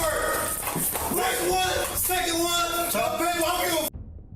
With the bailiff and Butler at a stalemate, the official court order is brought in to try and quell Butler. It doesn't help much. Take course, and why was no written notice to me? For this court. That's, sir, that is not my department. Yeah. My department here is just to keep the peace. Well, this whole property is mine, belongs to me, so damn, I'm not going anywhere. Now, this is how it's going in right here today. So, that's how we're going to end it? All right, let's do it then. Let's do it. We're waiting on it. What do you want? Mr. Who else lives here besides you, sir? What are the other occupants? Y'all, the court already. Y'all should be started already. We should be what? I'm sorry. No, the court already. Y'all should be done over already. Done over the eviction? That's what we're trying to do, sir. Well, that's what's trying to get accomplished right now. Okay. What's the next step? Y'all. You want us to just get stuff around you? Do what you do. Okay. That's not in my mind. All right. Oh, what is this? Where's your most important valuables at? Nothing about that either. What about you? Well, we're concerned about you now. That's my concern. Now that we read you that, could we trade now? Could we start from zero? Now you can go. Put the knife down and let us talk about it from here. Use your peace weapon. We're not here for that. Here, the blade Butler is holding to his throat is clearly visible. They're out of options, and Butler isn't any more compliant than he was when they first walked in. The bailiff briefly turns to the officer behind him to plan their next move. It's only sheriff in court. So we're your sheriff says, nah, I'm for the sheriff's job. We're your fucking sheriff saying, why you like old shit? The steel thing, the brush-like thing he's got is a steel, the steel spikes, and it's up to you. How do you want to handle it? Okay, just ask you, brother. Okay, when you're ready. The bailiff then moves in to execute his plan. He couldn't have predicted how horribly or how quickly it would fall apart. Warning, what happens next is distressing. Listen.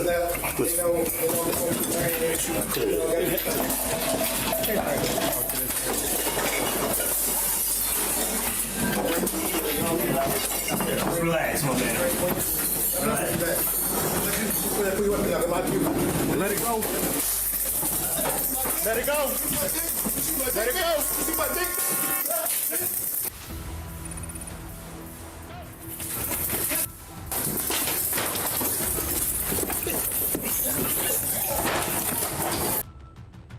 Can't hear a thing. Oh my God. I can't hear. I got it. I'm so sorry. Radio.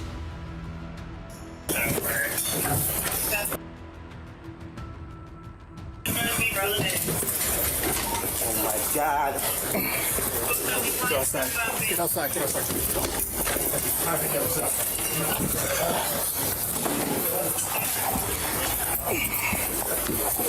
Where you shot it? Where you shot it? Where you shot it? Everywhere. I got a fucking drink.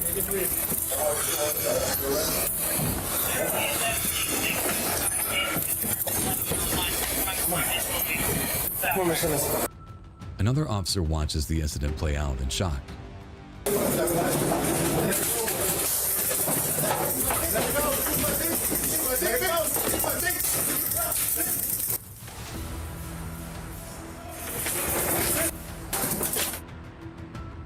Their first step in the bailiff's plan is to tase Butler and subdue him, but the taser is ineffective. Instead of being disabled, Butler stands up and begins swinging the box cutter at the bailiff and the officer, prompting one of them to discharge their service weapon to protect themselves.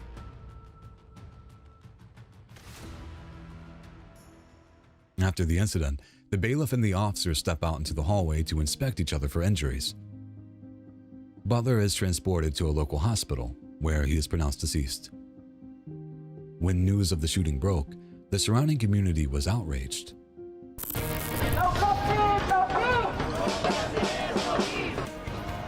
A voice for the voiceless. Today, Metro Detroiters are demanding transparency and answers after a bailiff shot and killed a Detroit man while being evicted from his home. And now the Justice Coalition for Sherman Lee Butler wants to protect other tenants by not only holding the bailiff accountable, but also the DPD officers who tased Butler before he died. After an investigation, no charges were brought against the bailiff or the officer, as the use of force was found to be necessary for self-defense. April 25th, 2022.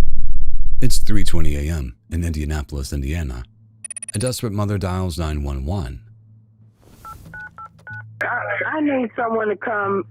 My son is having some sort of episode. But not for you, Mama. You have a weapon. Where's the zebra? Excuse me. Zebra. Now, hello? Yeah, does anyone have any weapons, ma'am? Yes, but not. They're hidden. Okay, is your weapon, or sorry, is your gun? No. Is your son arguing with you or the father? Excuse me. I can't hear you. Is he arguing with you or the father? His father. Okay, quit now. Well. Okay, and what kind of episode is this from? It's like a mental issue. Like, is it from drugs?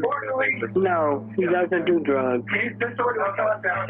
And he's never been diagnosed with anything. This just started a while ago. Another dispatcher reaches out to local police, directing them to the home on Narrison Place. But in the game of telephone, some of the details get lost. Cars at 323, father, adult son, and one of them is mental emotional. 354, you can disregard. 354, stay on, I'm almost terminated. 354. 354. Can you start us a stage medic? Can you 10-9, I'm sorry.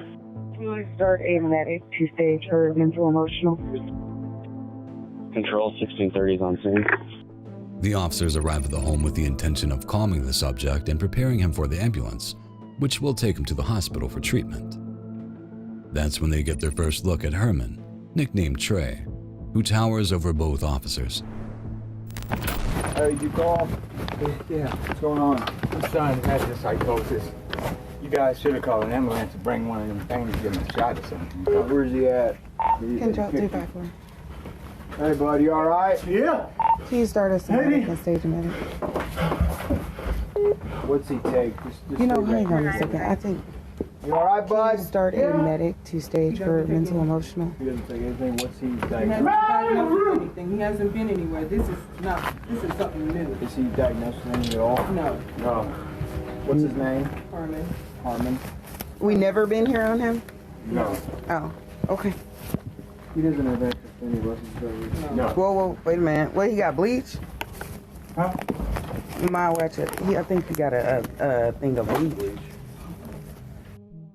When they first arrive, 39-year-old Herman Whitfield is rather calm, but is not able to cognitively answer questions. He seems to be suffering from some form of mental distress. Hi, Herman. Is it Herman? What you say? Yeah, Herman. Herman. Right, Mommy wants you to sit down. Okay.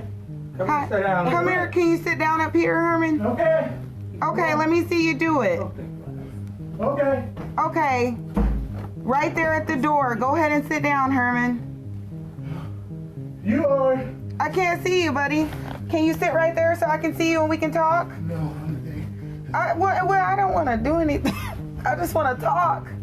Herman, come back so we can talk, buddy. Hi. Okay. What's going on? Honey. Yes. I'm gay. Okay, that's okay. And bite your tongue. Cause I'm not saying anything flirtatious. I just want to talk. At first, the situation is almost comical. Herman is nude, and he warns the female police officer not to try to flirt with him as he's actually gay. While waiting for the ambulance, officers speak to Herman and his parents for around 10 minutes. However, the young man remains mostly silent. He then gets up and starts walking around the house. Suddenly, the officers find themselves playing a game of hide and seek. Trey, can you hear me?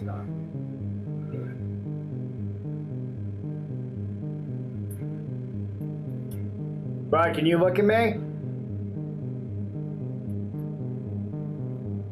Trey, look up at me.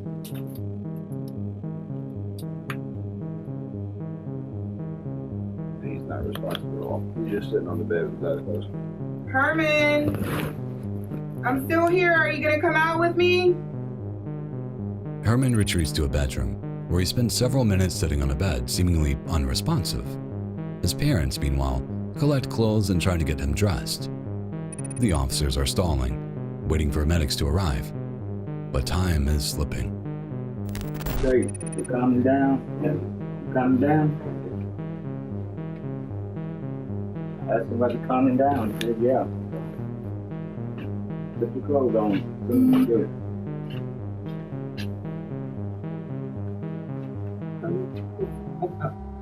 Does he have his underwear?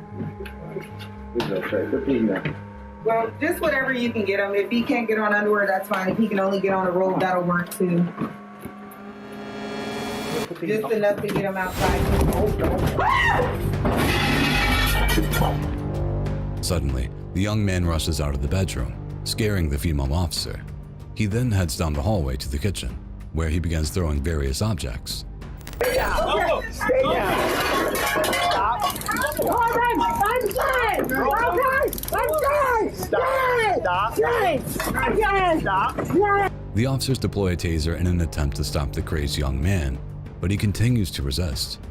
Another angle shows the deployment of the taser more clearly. He went back around. Stay there. Stay there. You got to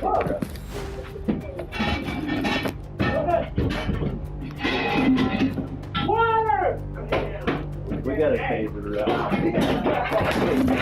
Stay down.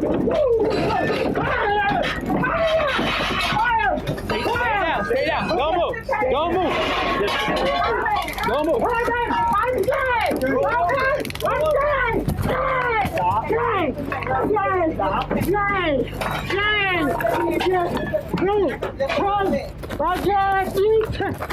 Stop. Stay on his head. Can we get that other arm? Can you get one, Bert? I'm gonna keep this locked up. We got him over here, Bert. We got him over here. I'm holding his head. Hold on. After applying the taser several times, the officer restrains Mr. Whitfield using 2 pairs of handcuffs. Several of them take up positions on his body in order to hold him down. Still, he continues to struggle, screaming for help and stating that he can't breathe. Eventually, he falls silent. The officers call for medics to come into the home. Unfortunately, Herman is not responsive. Herman, we want you to roll to your side, all right? Come on, Herman.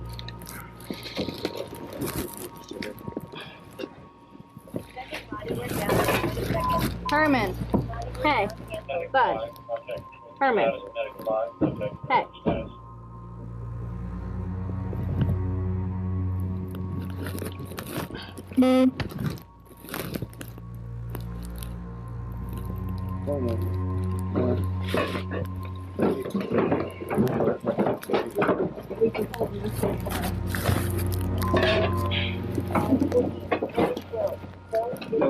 No, you need to uncuffed. We're gonna throw you. Alright, let's uncuff him then. In an all too familiar turn of events, Herman Whitfield is later pronounced dead at the hospital. The coroner ruled his death a homicide, stating that the taser, comorbidities, and the fact that officers continue to put their weight on him are what led to his death. Did the officers have any choice? This incident happened in Punta Gorda, Florida, and involved a 22-year-old veteran of the sheriff's office, Deputy Timothy Poole. On September 23rd, deputies were dispatched to a condominium complex in Deep Creek to speak with a man named Daniel Birch, who had been suspected of damaging his neighbor's property. The deputies were then called out a second time after Birch's neighbor accused the 50-year-old of assaulting him. It's 5:11. I just got home. I still got to take a shower. I won't be over at the golf course for about an hour. And here she's going back. Give me some. What's up? You tell me. I tell you what, if you guys want to cross your T's, go ahead and cross your T's and dot your I's. And let's do it. Let's do what? Do whatever you need to do, because I'm tired of you showing up at my house. I haven't been to your house. This guy's a fucking alcoholic. He's down there at the golf course. Okay. So let's do it or not do it. At some point during an interview with a neighbor, Birch walks up and begins speaking to the officers in an aggressive manner. Deputy Poole perceives Birch's tone as threatening and even asks him several times if he intends to threaten the police or the neighbor. What are we going to do? What are you threatening? Do it or not do it? Are you threatening? Do it or not do it? Did you get clean up the land? Come on. Come on. Oh, go back to your apartment. Do it. Do it. Come on. Yeah. Come on, bitch. Oh, come on, mother. Why? Come on, mother. Why are you lasering me? Because you were already trying to hit me. I didn't try to hit you. Yeah, you're moving up on me. So now I'm bleeding. As Birch attempts to square off with his neighbor, the officer pulls his tasers. He then orders the man to go back to his condo, at which point he tells them to do it several times. Poole obliges. Immediately, he fires his taser at the shirtless man, causing him to try to fight back. The officer then produces his sidearm and points it directly at Birch, who begins to question why the officer attacked him. So now I'm bleeding and you're doing all this. 310 Central. Go ahead and send me back up. Subject tried to attack me. Got him at gunpoint right now.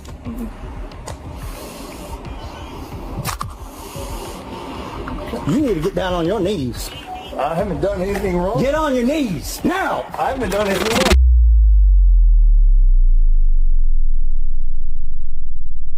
Shots fired. Shots fired.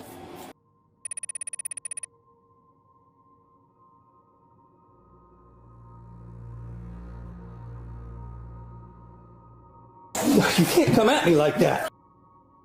Get back here so I can sit up so I can help you. After Deputy Poole calls for backup, he attempts to order the suspect to the ground, but he refuses. During the confrontation, Birch even reaches a hand out and pushes the officer's gun, causing a round to go off. The officer then fires several more times, striking Birch. An investigation is still ongoing, with many claiming the body cam footage shows Poole acting irrationally and escalating the confrontation. What do you think? Was it murder? Okay, we're headed back to the gas station, but this time we're in Louisiana. This particular incident happened on September 8, 2025 in Lafourche Parish. At around 3:30 p.m., state troopers initiated a traffic stop on a 2023 Ford F-150. The driver of the truck was identified as 46-year-old Johan Parfait of Houma. He was accompanied by 31-year-old Darian Rife. Both men were actively suspected in an illegal narcotics investigation. The stop did not go well.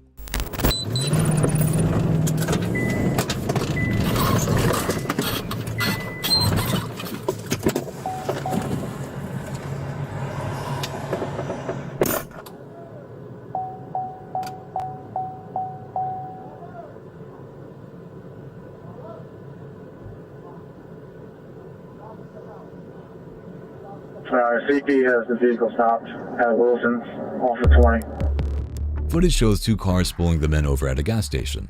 The first trooper orders the driver to put the truck in park, but Parfait quickly backs up before driving down a nearby road. The one officer still in his vehicle immediately gives chase.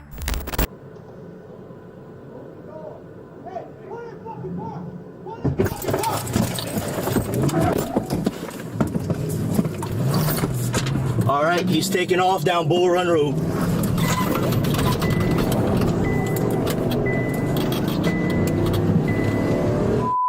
Region 2 in pursuit of a Ford Raptor Gray heading towards 311 on Bull Run Road.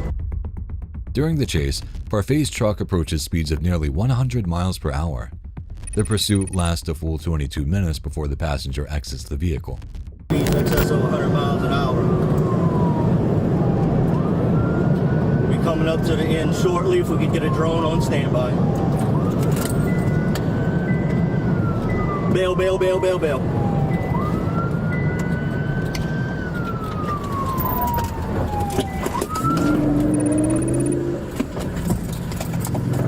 Rife then jumps a fence and attempts to flee into an open area while Parfait drives away. The officer quickly pursues Rife on foot.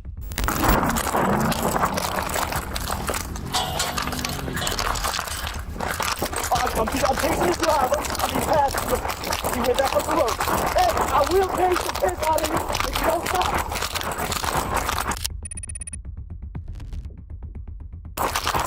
I'm gonna pay for out of you if you don't stop. That's it.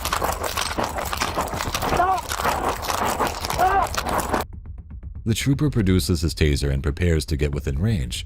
However, Rife suddenly falls to the ground and produces a firearm, which he then points at the officer.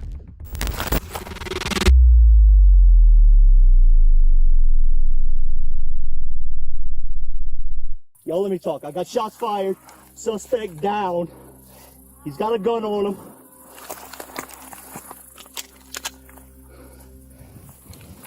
Quickly switching from taser to his pistol, the officer is able to fire numerous shots, striking the man multiple times. The officer radios for backup and medical aid, but keeps his distance because he is unsure if Rife is still conscious and still armed. Give me a unit so we can go clear this fella and start giving him medical aid. Yeah, he had a gun in his hand. He pointed it at me. Drop the mag. I don't know where it's at. Okay. All right, let's approach and see if we can locate that firearm. Breaking, turn left on the dojo. Backup arrives soon after, and the two troopers approach the suspect, who is lying in the field. They immediately identify the weapon, which is still in Rife's hand. However, the suspect appears to be deceased. Finger on the trigger. On the trigger. All right. Put me 660 at 3087. Yeah, well, coming up to you quickly. Hold on.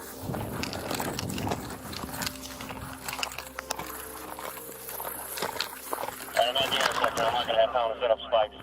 Though the majority of the image is blurred, the gun can be clearly seen as it is retrieved. The troopers attempted to perform life-saving aid on the suspect, but Rife was later pronounced dead. It was also determined that he had fired at least one round from his firearm during the encounter. Parfait drove away and later crashed on a bypass road several miles away. He was taken into custody and arrested.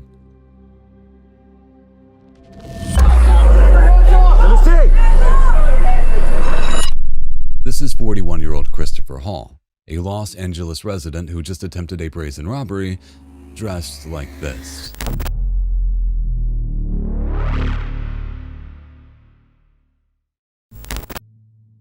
On May 28, 2025, at roughly 3:25 a.m., police received this call from a business in the Olympic Division neighborhood. Es que estamos aquí en el que está en la Western y la 18.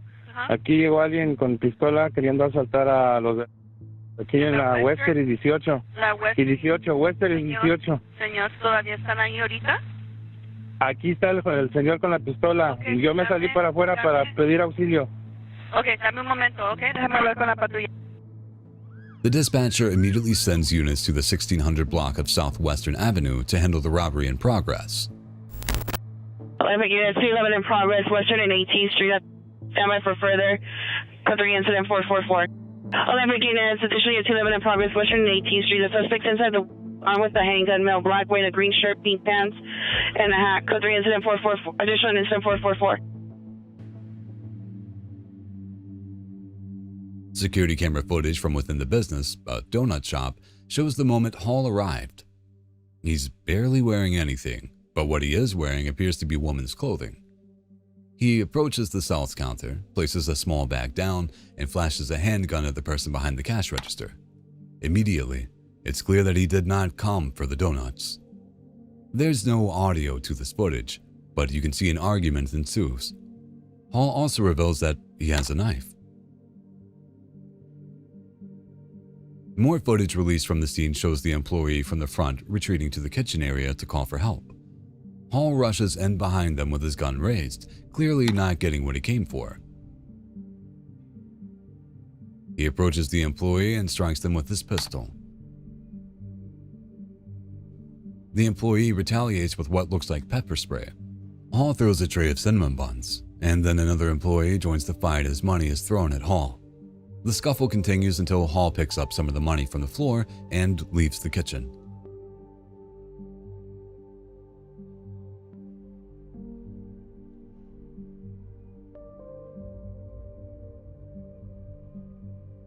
The camera outside the establishment captures Hall leaving the area. Several patrons follow him, and one throws a chair in his direction. When the police arrive, witnesses point them in the direction of an adjacent apartment complex, where they believe Hall escaped to. Tense body cam footage shows the moment they caught up to him. Sir, get back! Get back! Get back! Get back! Get back! Which way, run? Hey! He's over here. Honey, watch your back. Where is he? Get out.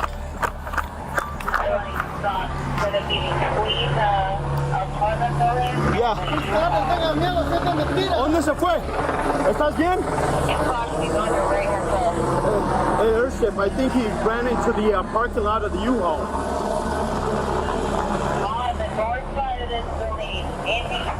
Okay, right here. Hey, hey, hey! Get back! Get back!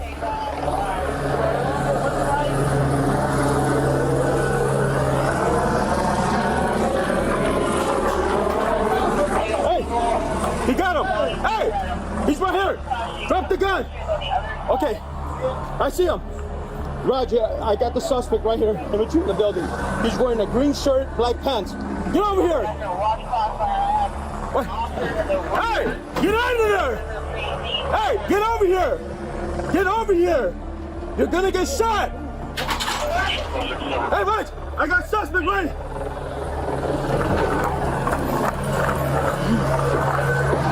Let me see your hands. Hey! It's coming towards you. Hey! Get on the ground, dude. Look. Get down! Get down! Officer needs help. Shots fired. Get down! Officer needs help. Put it down. Get down. Get down.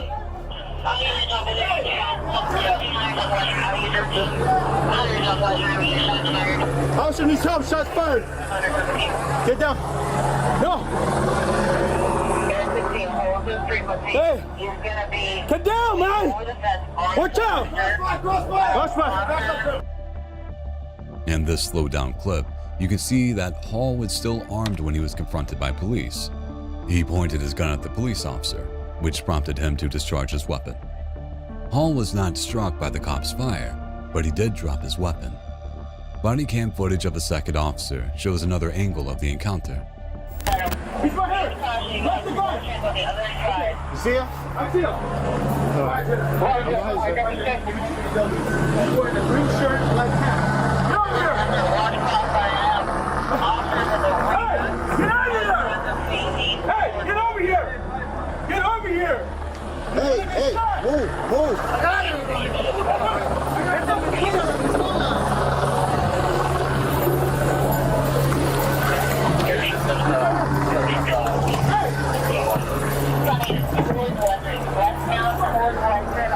Move!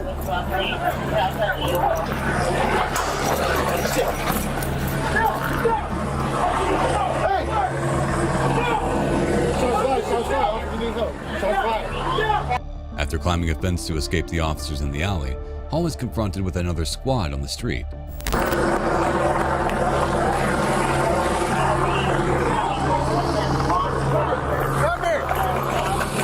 Doesn't have anything in his hand. Let me see. Get down. Get down. Don't move.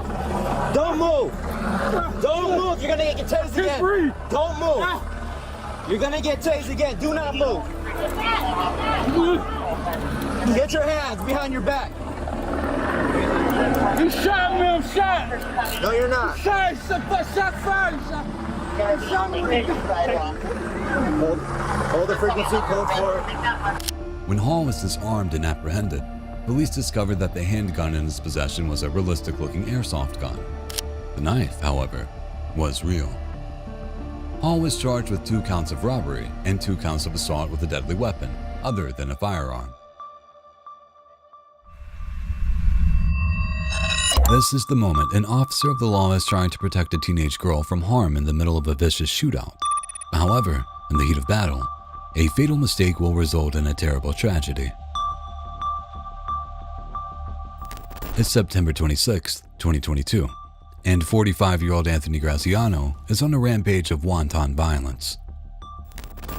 The deadly shooting happened in public yesterday morning. Violence broke out here at Cypress Avenue and Mallory Drive in Fontana, not far from several schools, including Cypress Elementary and Truman Middle School. They are now back in class today. Well, detectives say Graziano was involved in a domestic fight with his wife. Witnesses say the victim yelled for help as she was being chased. Gunfire went off and she fell to the ground. The wife died at the hospital. And witnesses say they heard a lot of gunfire, about 20 gunshots. After killing his wife and shooting at a father and his child near a Fontana, California school, Graziano flees the scene and escapes in a white Nissan Frontier pickup truck. Shortly after, an Amber Alert is issued for his daughter, 15-year-old Savannah Graziano. She was there to witness the horror with her own eyes, and now law enforcement believes she's been taken by her father. If this is true, her life could be in grave danger. The search for the Grazianos began immediately with one clear understanding. Anthony Graziano is a very dangerous, very unpredictable man. Thankfully, it's not very long before they slip up. A gas station employee reports seeing them the next day at 10:25 a.m. Sheriff Dispatch, Michelle speaking. How may I help you? Hey, Michelle. This I'm calling from store 200 at the Pilot Travel Center at Kramer Junction. Hi. Hey, I just called a little while ago and reported, you know, the Amber Alert that was on for yesterday? With a little girl and her dad. What's the address you called for? The address is 5725 Highway 58. 1 second. Okay, I see your call. What's going on? I'm sorry? I see your call. What's going on? I think it's the girl and I think it's the dad. They're going towards Barstow right now. Savannah Graziano was spotted buying 2 sodas at a Kramer Junction gas station. The attendant recognizes her from the Amber Alert, and another customer states he saw the same white Nissan pickup truck parked in front of the store. Their cover is blown. As they make a break for it, heading east on State Highway 58, the police are in hot pursuit. Hey, sir, are you approaching Linwood? I'm sorry, can I? Are you approaching the Linwood exit? Yeah, that's a firm. Yeah, there's a white pickup truck, probably doing 100 miles an hour east. Yeah, that's the one I'm trying to catch up to. It's Nissan Frontier. Hey, Kimmy, step it up. He's going to be about a half mile in front of you. Sam 1, number 3 lane, straddling number 4, still trying to catch up to it. Coming up on the OCD. And speeds are over 113. And Sam 1, if I could get a CHP unit, maybe has a charger to keep up to them. I copy. They were advised. They didn't give me their locations on where they were. Graziano is tearing down the highway at over 100 miles per hour, but he can't escape the swift hand of justice for long. Deputies from the San Bernardino Sheriff's Department catch up to him eventually, and it seems like Graziano is about to be brought to justice. However, they could never have anticipated just how reckless Graziano is. Shots fired, shots fired. I copy. Shots fired. Taking rounds. Shots fired. Shots fired. I copy. Taking rounds. Still northbound, number 1. Watch out, watch out, watch out. K9, are you okay? I gotta check on K9. He's off in the desert. Advise your status. Number 1 lane, still northbound. Correction, southbound. K95, shots fired. Code 4. Give me an airship and some additional units. Still southbound, number 1 lane. The deputies in pursuit are forced to rethink their approach to cornering Graziano. By blindly firing backward from a speeding car, he's shown that he's more than willing to put not just police lives in danger, disabling one patrol vehicle and damaging several others, but also the lives of motorists just trying to get to their destinations.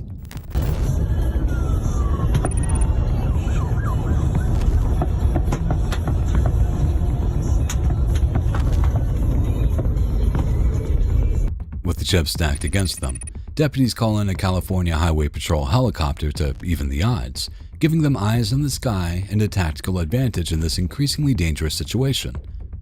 Now, there is no escape. 18 day before, were they getting shot with a rifle or a handgun? So we're looking at that white guy. White truck, right, number 2 lane. I couldn't tell. Copy, we're 10-8. Advise our units to stay out of it. And last requested the right shoulder, passing the car carrier. Okay, you got it? Hey, Sergeant, you just want us to try shutting down the freeway? 15 south over by the 11th. Just slow down here. The CHP helicopter is now locked onto Graziano's truck, carefully tracking it from a safe distance.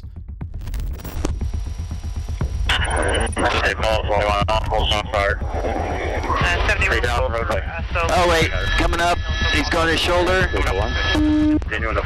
Graziano bypasses a police blockade by pulling off onto the right shoulder and continues south on I-15 at a dangerous speed while firing back at the deputies following him. He seems hell-bent on keeping the police at bay, firing out of the driver's side window every chance he gets. But then, the eyes in the sky notice something that changes everything. Team Hall 24, suspect vehicles in the number 1 lane, southbound 15, just fired a shot out the passenger window. And we're getting He's still firing. actively firing out of the driver's side window. With shots being fired from the passenger side window, an important question comes to the forefront. Is Savannah Graziano an active participant in this madness? Or is she being forced by her father to act recklessly? The question weighs heavily on the deputies' minds as they continue to give chase through Victorville. Then suddenly, Anthony Graziano attempts to change course. Graziano whips his vehicle into the I-15 on-ramp from Main Street, trying to trip up his pursuers by driving against the flow of traffic and creating even more danger. In his attempt to escape, another civilian motorist is pulled into his web of chaos.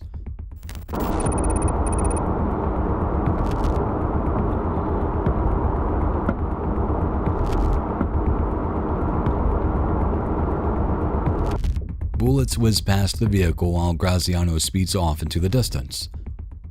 One police vehicle and then another zoom by as the motorist pulls over to the side of the road. Graziano's truck can be seen in the distance, trying to take the chase to a new stretch of road.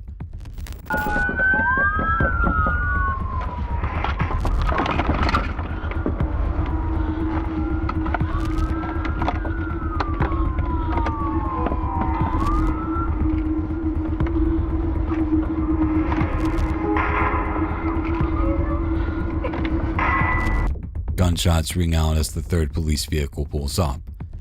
It's difficult to tell from this perspective, but from the CHP helicopter, it's clear. Anthony Graziano's joyride ends here. Hey, you guys, he's going to lose control here as he goes up that embankment. Do we have units on Bear Valley? He's stalling out. Dude, I'm the 140, dude.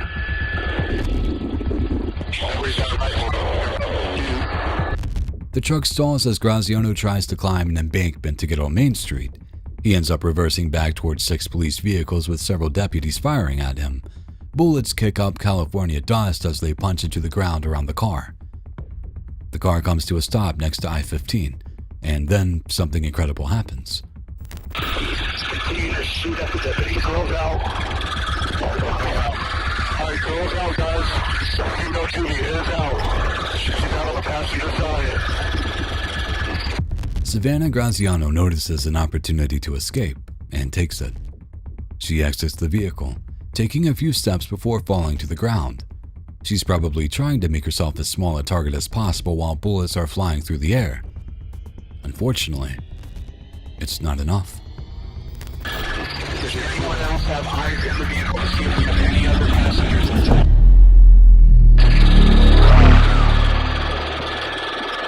You guys, watch your backdrop. You guys on the exit, watch your backdrop for cross freeway traffic. Watch your crossfire, guys. Savannah is gunned down as she approaches the assumed safety of a deputy.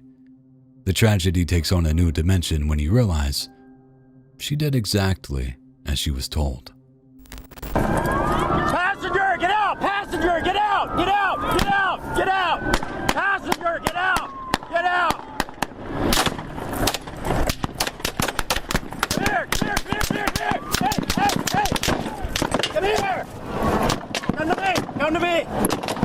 Come to me! Come to me! Come! Come! Come! Come! Come! Walk! Walk! Walk! Walk! Walk! Walk! Hey! Stop! Stop shooting her! He's in the car! Stop!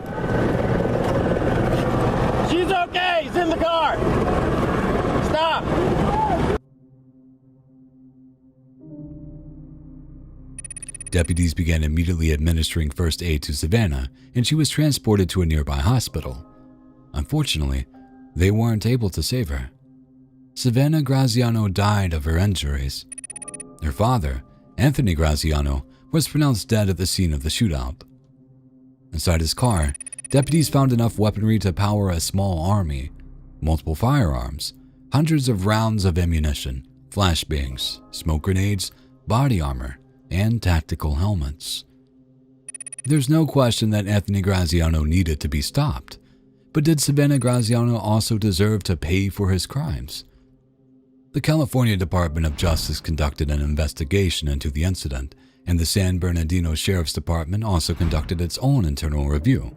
Initial findings claimed that, in addition to firing a weapon at deputies from the passenger window, Savannah Graziano was also wearing tactical gear. But, as you'll notice in the footage that was released 2 years later, that doesn't appear to be true.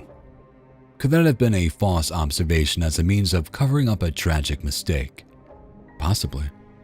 Could Savannah Graziano's death be the result of a grave mistake made in the heat of a viscerally charged moment?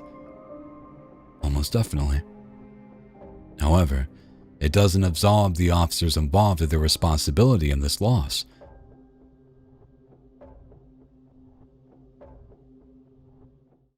Here's another officer-involved shooting, this time from San Jose.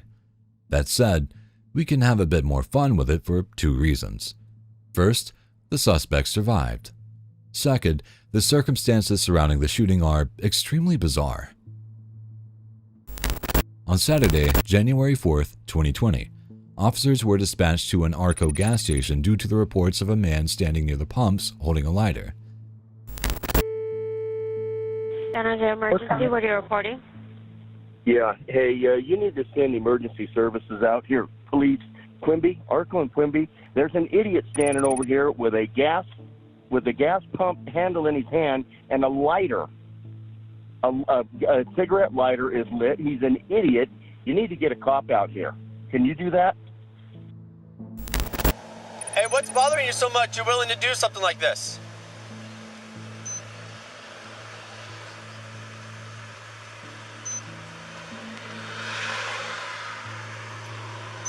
Come on, man, talk to me. Police arrive on the scene and attempt to engage the suspect, who had already frightened away several customers with his antics. However, he refused to comply or even really acknowledge the officer's presence. Still just standing there with the lit lighter and the gas pump in his hand with a piece of paper and the tip of the gas pump. What's going on, dude?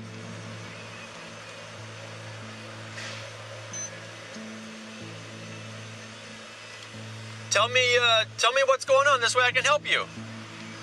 Because the man seemed intent on starting a fire, officers had to be extremely careful about how they interacted with him. For starters, as you can see, they kept their distance. But because the suspect would not engage, they were unaware of what the problem even was. Come on, man.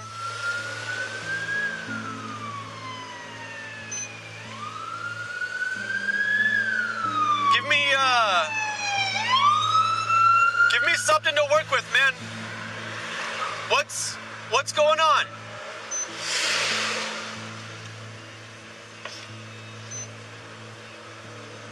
Come on, man. Talk to me. After several minutes of this, a second group of officers arrives, and they discuss using a shut-off valve to cut the gas flow to the pump. So far, the man has not even provided the police with a name. I believe there's a shut-off valve right next to the cashier's window.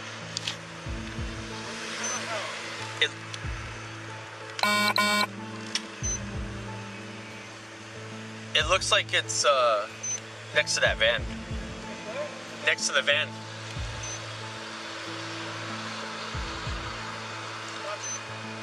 I got him. Hey man, what's your name?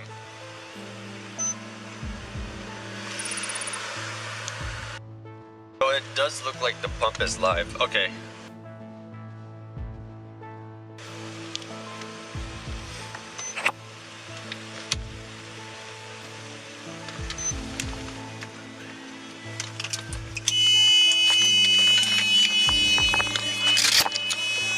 It's off. You're good. With the pump shut off, they move in to engage the man. Two of the officers grab less lethal shotguns, which fire small stock rounds capable of stunning a suspect. Next, they move in to speak to the man, ordering him to put down the lighter. However, he continues to try and produce a spark. Hey, put down the lighter.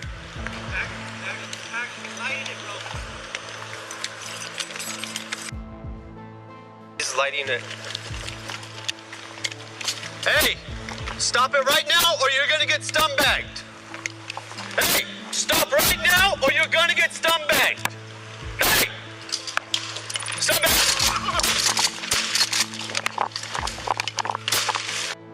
The man rushes at one of the officers, and both open fire with their stun bag guns. However, they have little effect. The man then laughs maniacally and attempts to charge the officers again, causing both to discharge the weapons.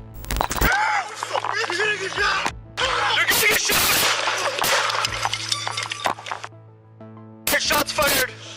The strange man was later determined to be Jose Antonio de los Santos, a 32-year-old from San Jose. De los Santos has a history of gang activity and was currently on parole during the time of the incident. Again, he survived the incident. However, nobody has been able to provide an explanation for why he was trying to burn down the gas station that day, not even De los Santos himself. Get out the way. Hey, put the knife down. I don't know why I shoot you. Hey, put the knife down. Put the knife down. You're gonna get shot. Put the knife down. This is the exact moment that 39-year-old Johanna Lopez's bad day became a matter of life and death. It's 10:25 a.m. on April 10th, 2025. And a situation has just developed at the Fax Manchester Transit Center in Fresno, California.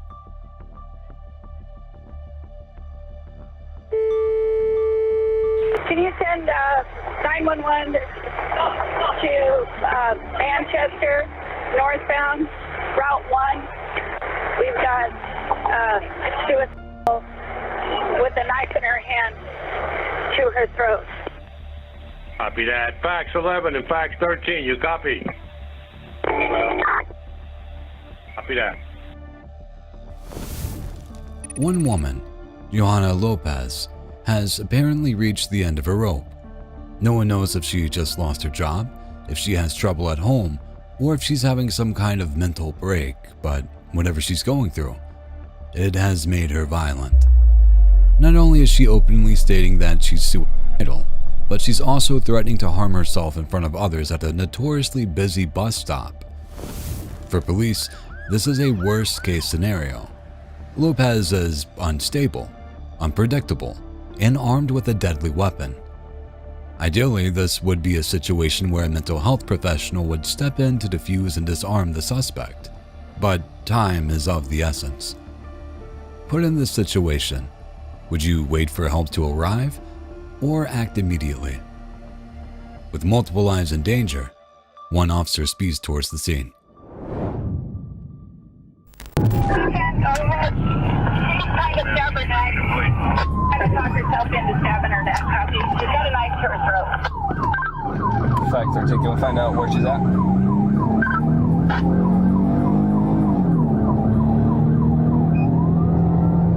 She's bleeding. She's cut her.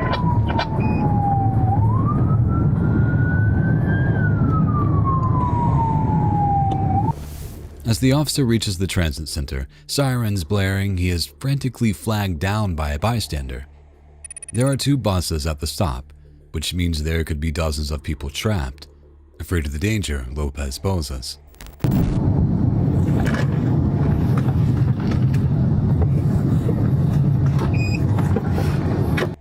After he pulls into the area, the officer exits his vehicle and speaks to the City of Fresno workers on scene to get up to speed.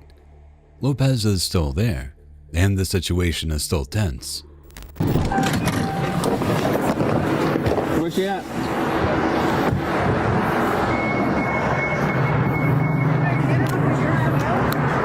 Where is she? What is she wearing?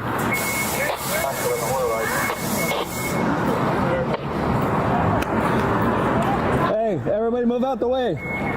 Then, he spots her. Lopez still has her knife drawn, and she's approaching two other people. They appear to have a relaxed posture, mostly in an attempt to avoid triggering Lopez. Being within striking distance, they understand how delicate and dangerous the situation is. The officer approaches and orders the bystanders to get away from her. Hey, everybody move out the way. Everybody move out the way. Hey, put the knife down. Get out the way. Spotting the knife in Lopez's hand, the officer draws his weapon while another backs him up off camera. From that moment, the situation takes a dangerous turn. Lopez grabs one of the two people she was standing near, an elderly woman, and begins using her as a human shield. The officer orders her to put the knife down several times, but rather than letting it drop to the ground, she raises it to the woman's neck. For this hostage, the next handful of seconds will feel like an eternity. Hey, put the knife down. Get out the way. Get out the way. Hey, put the knife down. I don't know why I shoot you. Hey, put the knife down. Put the knife down. You're gonna get shot. Put the knife down. The officer repeats his order to drop the knife and warns Lopez what will happen if she doesn't comply. She continues to hide behind her human shield, looking for a way out. There isn't one. Put the knife down. Put the knife down. Hey, get down. Put the knife down. With the officers and Lopez at an impasse, there was only one way for this confrontation to end. Officer number 1 fires his weapon, striking Lopez in the head.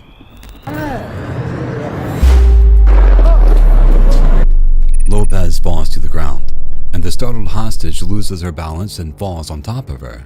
Officers rush in to move the hostage to safety and disarm and secure Lopez. The tip of her knife is caked with blood. Back with your no IS. Back up. Get up. Shots fired. Immediately after the incident, officers provide medical aid to Lopez, doing their best to keep her stable until paramedics arrive. She is then transported to a hospital where she remained in critical condition for several days. She was later pronounced dead. The weapon recovered from the scene was a 6-inch carving knife, the kind used to cut very thin slices of meat with its ultra-sharp edge. As a tool, a carving knife is extremely dangerous. As a weapon, it is deadly. New images released late this afternoon show the moment police say a woman held another woman hostage in central Fresno today. You can see a large knife circled in red in this photo. Police say the suspect refused to drop the weapon and an officer had to open fire. The very public incident entered the news cycle the same day.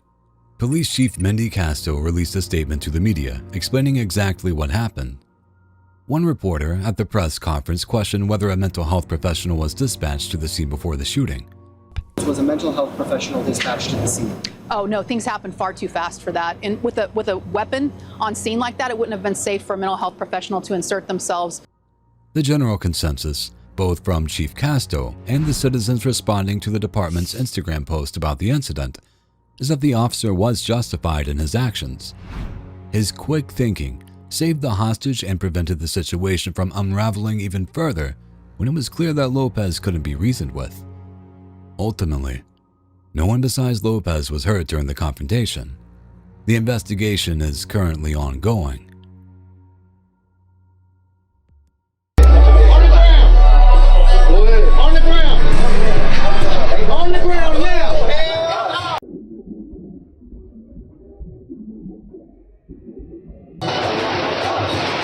Get on the ground! Man, that's my little brother, man! Get on the ground now! That's my little brother, man! They didn't just do that. They didn't just do that. What the hell, my little brother, man? These guys are live on Facebook, smoking, dancing, showing off, completely unaware they're being watched.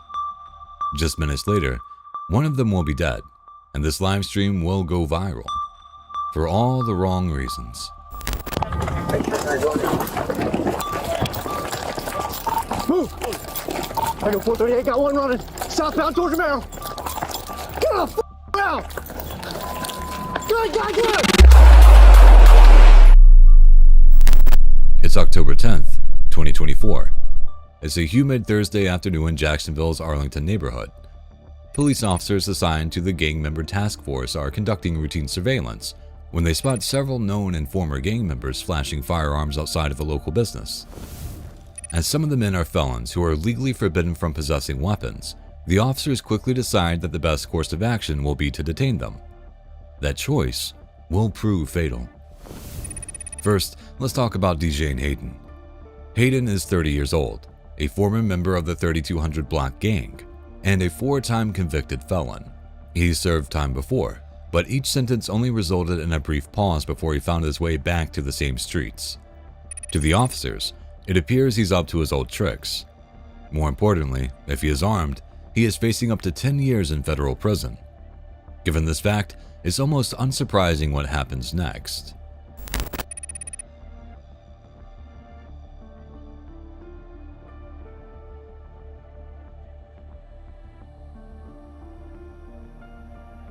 Officers arrive at the 5700 block of Tall Pine Lane, where they attempt to detain the gang members outside of a local convenience store.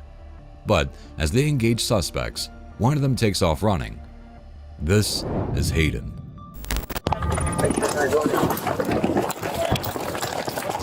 Move!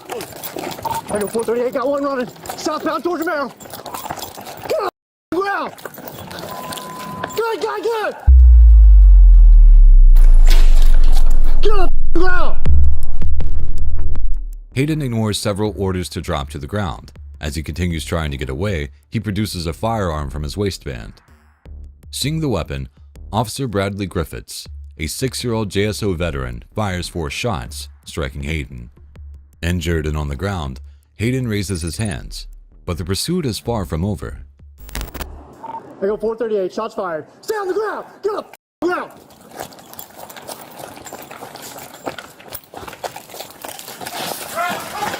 Get on the ground, dude! Stay on the ground! Suspect's fleeing south, going across Merrill. Guns on the ground. Despite his injuries, Hayden hops the fence and continues running. This creates a whole new problem for the officers.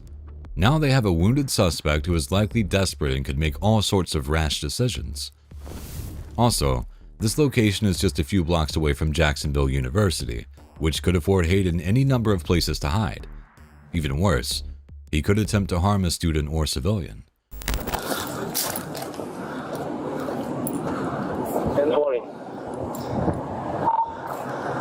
Just seeing Tall Pine. So this is gonna be a Bravo Mike. Blue jeans, black jacket with a white stripes. Having discharged his weapon, Officer Griffiths now needs to collect evidence. He knows the shooting will be reviewed. Right now, it's unclear whether Hayden was attempting to get rid of the weapon or had intended to injure the officer. He also takes this opportunity to alert the other officers in the area. Enter Officers Anderson and Clemens. They manage to locate Hayden shortly after he escapes Officer Griffiths. This time, the interaction is remarkably different. Hayden has collapsed on the front steps of a home on Tall Pine Lane, just a few hundred feet from where the chase began. Stay right f***ing there. Don't f***ing move. Don't f***ing move. 2282, I got him at... He's got an 18. Do not move your f***ing hands. What's that? Just stay right there. Put your hands above your head. Hand above, I get that. Put your hands above your head. Keep them right there. Yeah. Do not move. Where you shot at? Don't move. I see that. Stay right there. Stay right there. Okay, well, we're going to work on you, bud. I need you to roll over. Put your hands behind your back, okay? The officers can see that he is badly wounded, but they still need to take precautions. They roll him over and secure his hands while they wait for paramedics, who are already on their way. As more officers show up, they begin to perform life-saving measures. Where's he hit at? Right in his chest. He's got scissors. That would be preferable. Quit moving. Hey, JP, I need scissors. Oh, shit. Okay, great. 874 to any additional units going to 97. Start setting up pace. Hayden is still conscious, but not in good shape. They cut his shirt, search for wounds, and attempt to stop the bleeding. However, across town, things are already erupting on social media. In fact, when the police arrived on the scene, Hayden's brother had been filming a video for Facebook Live. Those watching were able to actually see what happened and hear the gunshots in the distance. The footage quickly spreads on social media. Bro, what's up, bro? What's up, though, y'all? What y'all got going on? Hey, Mom!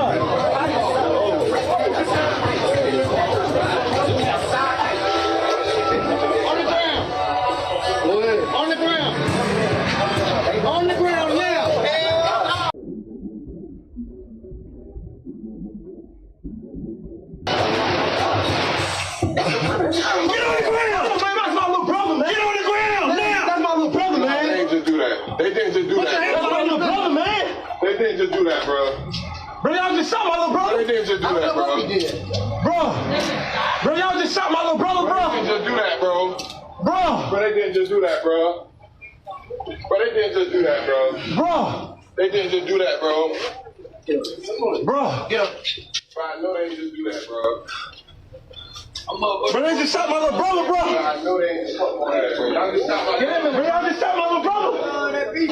Bro, you just shot my little brother. Bro, y'all just shot my little brother.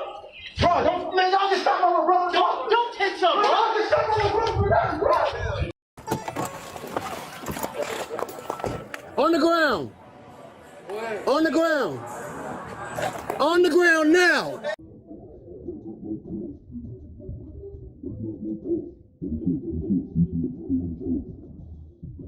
Get on the ground! Oh, man, that's my little brother, man. Get on the ground now! That's my little brother, man.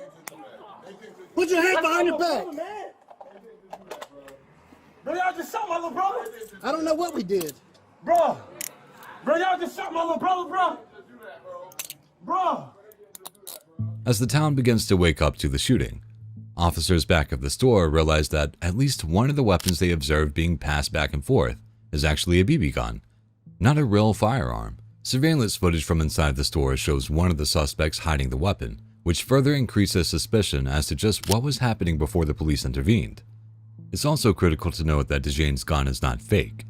It's a loaded, fully operational .40 caliber handgun. It's also stolen, and officers are later able to trace it back to a 2017 auto burglary. Unfortunately, things are about to get a lot worse. A breaking news alert. Breaking right now at 10. A man is dead in an officer-involved shooting in Jacksonville's Arlington area. We have a live look from our night cam right now of the scene.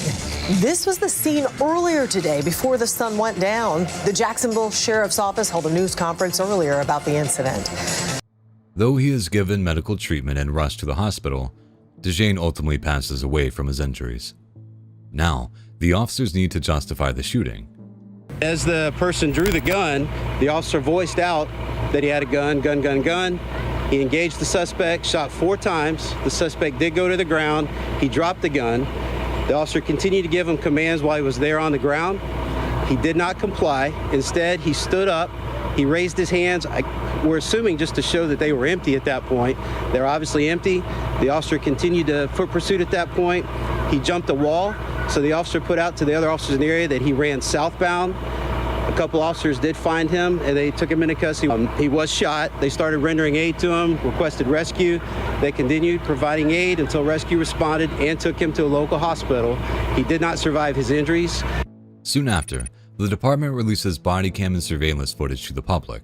While it confirms what the officers describe, debate continues on whether or not Hayden pulled the gun in an attempt to threaten the police. Many argue that he was shot in the back and that he was simply trying to get rid of the evidence. DeJane Hayden was no Boy Scout, but that doesn't mean he should be gunned down in cold blood. Was the shooting justified, or could it have been prevented? Now, let's go to Riverside, California, just a hop, skip, and jump away from the scene from our last clip. On May 8th, 2025, officers received a call about a suspect with a gun at a restaurant called Shindig's Country Kitchen Bar and Stage. Yes, my name is. This is Shindig's Country Kitchen. What's going on there, sir? Well, I got a customer that showed up here kind of drunk already, and he's brandishing. I got him out of the building, But he's in his car, and he's got 2 guns on him. And I told him he needs to just get out of the building, but now he's driving around the parking lot kind of weird. And then was he brandishing just one weapon, like one of his guns, or was both of them He's his? got 2 handguns tucked in his belt loop. Oh, okay. Did he point the But gun he's not, at anyone? but he's not threatening anybody. He was acting totally normal. He's not being threatening to anybody, but he ended up pulling one of them out and put it on the counter. And then so that was when I was like, okay, this guy, I got him outside. But he's now kind of just driving around the parking lot kind of weird. Gotcha. What kind of vehicle is he in? But he's not acting like confrontational. He's really nice to me. Like, I'm not like trying to say this guy's acting like he's threatening us. He's just drunk and he happens to have a gun with him. He's a nice guy. I had a civil conversation, but I had to get him out of here because he showed his customer's gun. And what car is he driving? He's in a, he's parked right out front. Right? He's in a RAV4, probably like a 90. Like an older model? Silver RAV4, Toyota RAV4. It's a strange situation, and the Shindig's owner doesn't even seem particularly concerned about it. He just wants to keep his customers safe. Adding to the bizarre nature of the incident is the fact that the suspect, 28-year-old Isaac Ambrose, had no criminal history. What he did have were 2 loaded .40 caliber handguns.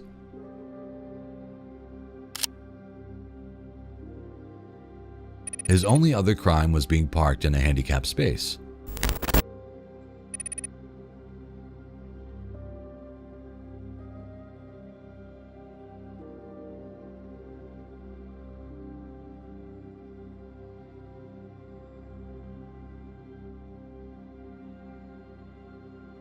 Surveillance footage shows Ambrose looking severely intoxicated as he stands in the parking lot. Several seconds later, 2 motorcycle officers approach him from behind. He first walks away, but then returns with his hands in the air, appearing to be unarmed. The officers use the PA system to order Isaac onto the ground, but he does not initially comply. Unfortunately, as he approaches his car, he makes the mistake of reaching for his waistband. Sit on the ground. Sit on the ground. Get on the ground right now. Sit down. Get down. Don't get in the car. Don't get in the car. He's reaching for his waistband. He's reaching for his waistband. Don't move.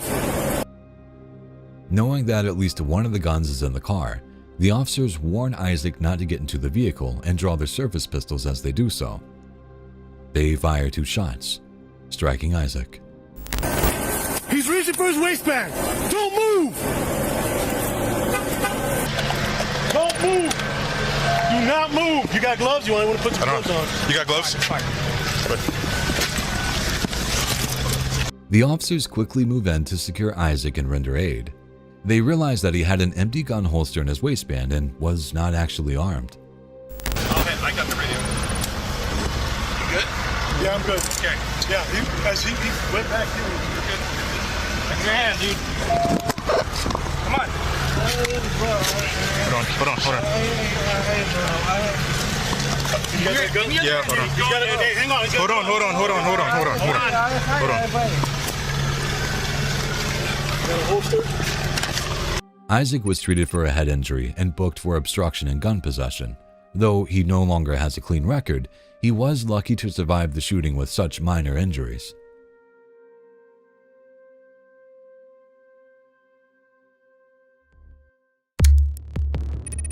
It's late morning in Oklahoma City. Officers approach a small travel trailer on Iron Road. The mission sounds simple: serve a warrant and bring a wanted man into custody.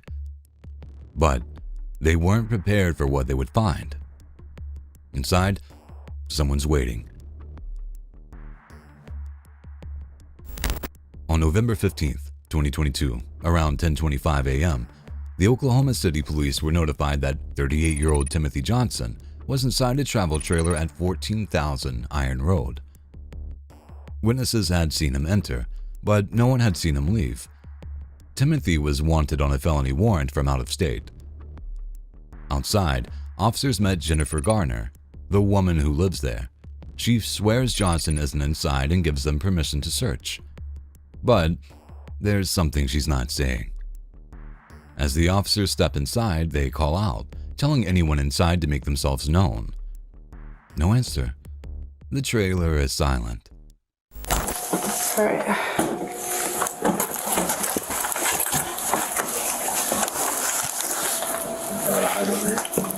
I don't think so.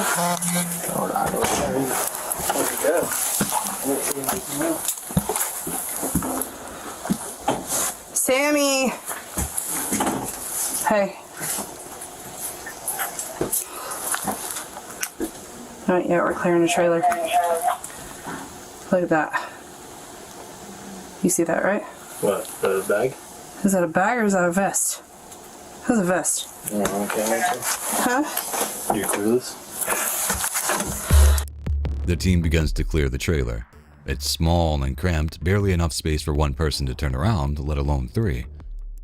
In the bedroom, something feels off. A tactical vest, a lumpy mattress. The officers are starting to realize that the quiet isn't safety. It's a warning.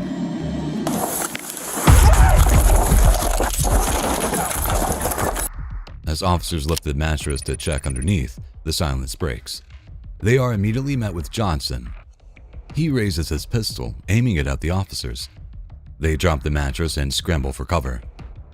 Gunshots fire. Muzzle flashes light up the trailer as officers return fire. The search turns into an ambush in an instant. Go! Gun!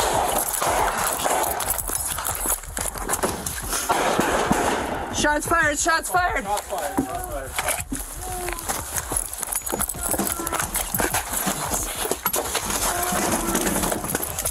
Come out with your hands up! Come out with your hands up! Come out with your hands up! Come out with your hands up!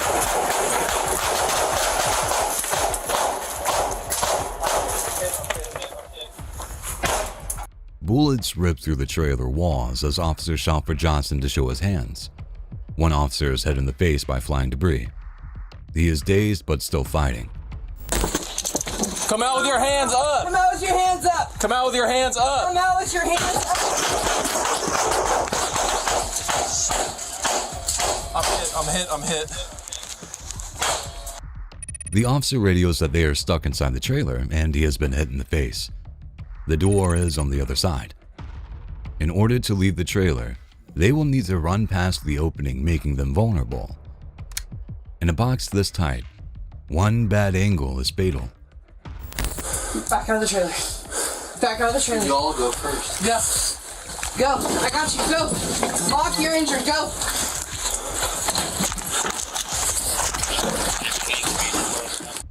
The team pulls back towards the door, shouting commands as they retreat. All three officers make it out alive, fleeing to safety behind their vehicles. The tactical unit is called in. For nearly an hour, they try to reach Johnson, but there is no response.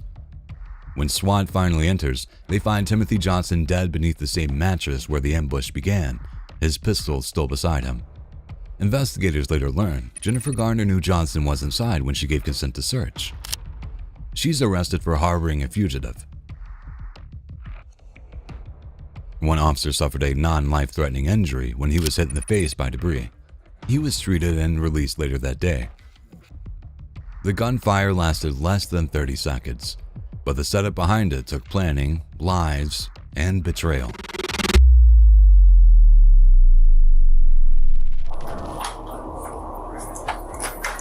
Get away! You get away! Sir, there's blood away! No, there's blood! No! No! Get away! Get away, you police department! I kill you! Okay. You, The police department. I hate women! Get the off my property! I hate women! Go away! Do you not need medical Go attention? away, Wiz! No! I don't need anything from you! Okay, have a good night. This is 64-year-old Stanley Howard. He's in the middle of verbally abusing police officers to leave his property for the second time tonight. It's not clear if he remembers calling them or not, but the next time they respond to his unhinged calls, they would play out very, very differently for him.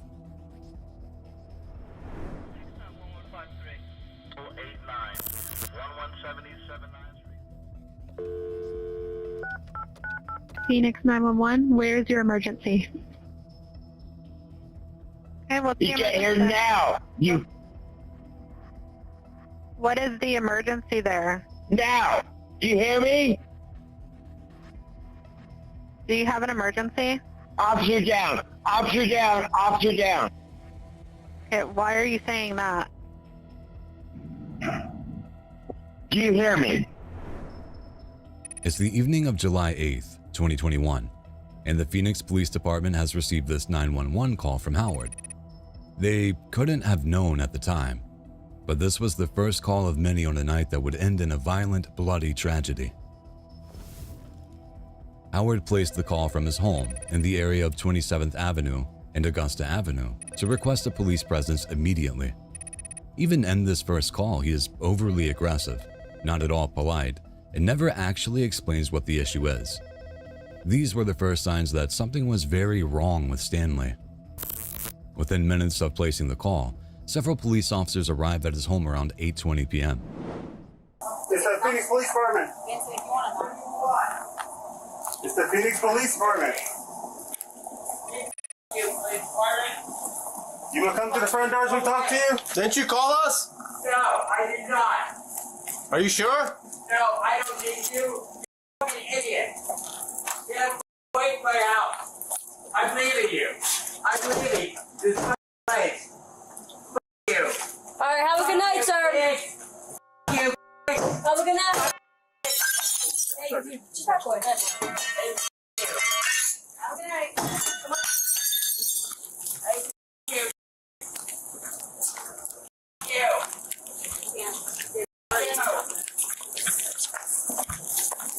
Wow. When the responding officers make contact with Howard, they don't receive a warm welcome. Just like he was on the phone with the dispatcher, he's angry and combative, seemingly frustrated that the police are on his property even though he asked for them to be there just minutes before. A female officer speaks up, and Howard's anger boils over. He pounds the window with his fist until it breaks. Fuck you. All right, have a good night. Have a good night. Hey, With shards of glass crunching under their feet, the officers leave Howard to his furious ramblings and return to their patrol. Minutes later, he calls again. Phoenix 911, where is your emergency? I just got myself. The police were here and the window's broken and I am cut. And I'm bleeding. And you're to blame for this, you. I hate women here. What? Sir, how did you get cut? Yes, I got my hands is bleeding. And if you come here again, I'll kill you. You know why? It turns out that in Howard's sudden burst of rage, he didn't just break his own window, he also injured himself. With his life now potentially in danger, the same group of officers returned to Howard's house just 6 minutes after they were shouted off his driveway. Hey, do you need medical attention? Sir, do you need the fire department?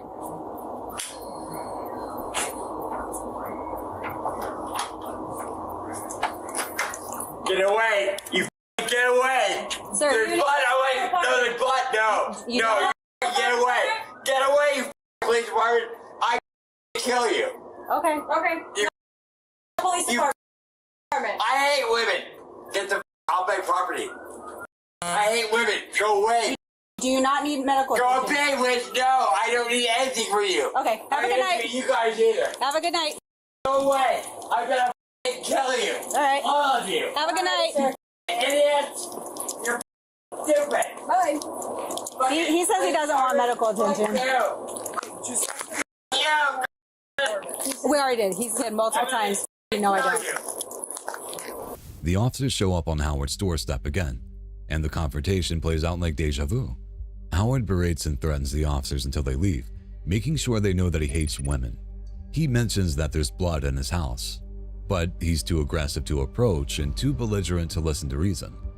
The officers step away from the house, and the Phoenix Fire Department leaves the scene without providing first aid. Howard said he doesn't want help, but it's clear that he's in the middle of some kind of episode, especially when he calls 911 13 more times over the next 45 minutes. 911, where is your emergency? Okay, what's going on there? I cut myself on the place where you would commit. My window is broken, and it's the police department of Phoenix's fault. 911, where's your emergency? I don't talk to a man. I'm gonna kill you. Phoenix 911, where is your emergency? For the umpteenth time. Okay. Do you need police or fire? Everyone. I need everyone. You know why? Why? What exactly do you need help with? I'm bleeding. At 9:10 p.m., the Phoenix Fire Department is dispatched once more to provide Howard with medical aid. He mentions being cut in the place where you would commit, which means he could have lost a lot of blood. Considering the severity of Howard's threats over the phone and in person, the fire department requests that the police make contact first to maintain their safety. Got a 901 fire staging 921 beat. I need to start for fire staging 901. 921 beat. All right, 913 Frank's coming from Indian School. If there's anybody closer. Fire staging, apparently the guys got combative with the dispatcher on the phone about bleeding hands. Engine 30 stage for the injured person on. I copy your stage. I've got some units coming. I'll let you know when it's code 4 for you to roll in. They've been out there already for him so far. Officers arrive at Howard's house once more at 9:15. This time, they show up with crisis intervention certified officers who are trained to deal with people experiencing mental health crises. Despite all their training, none of the officers on the scene is fully prepared for what Howard does next. Stanley, Phoenix PD. What do you want? Do you need medical attention? You called the fire department. I don't know. Oh, I don't know either. I got blood over the damn house. Well, the fire department's here. Can they help you? No. They're idiots. Okay, well, why are you calling them then? What? I'm not calling them. He's coming over.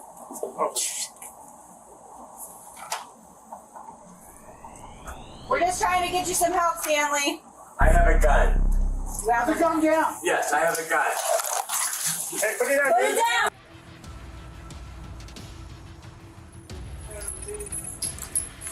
Okay, stop. Back off. Back off. Get offline.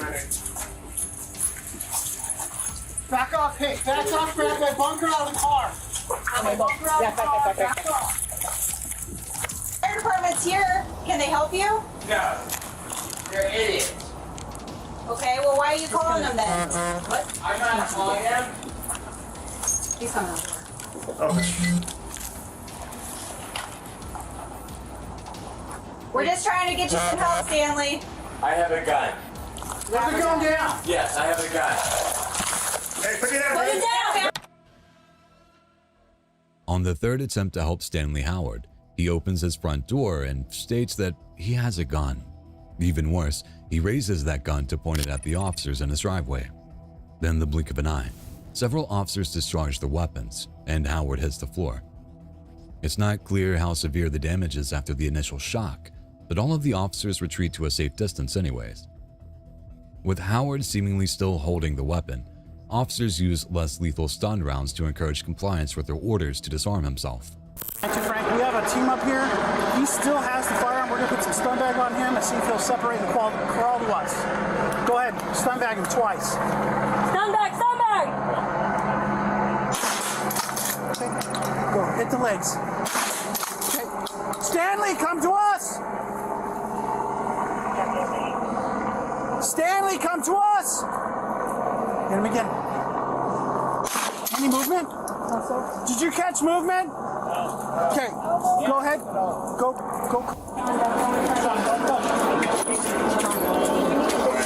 You're part of the 98% there.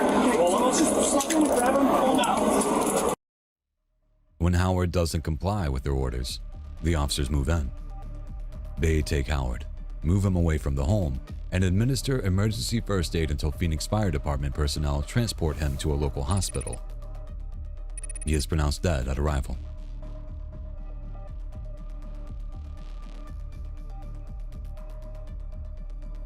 Back at Howard's house, a terrible discovery is made. The weapon he threatened police with wasn't a gun at all. It was a toy.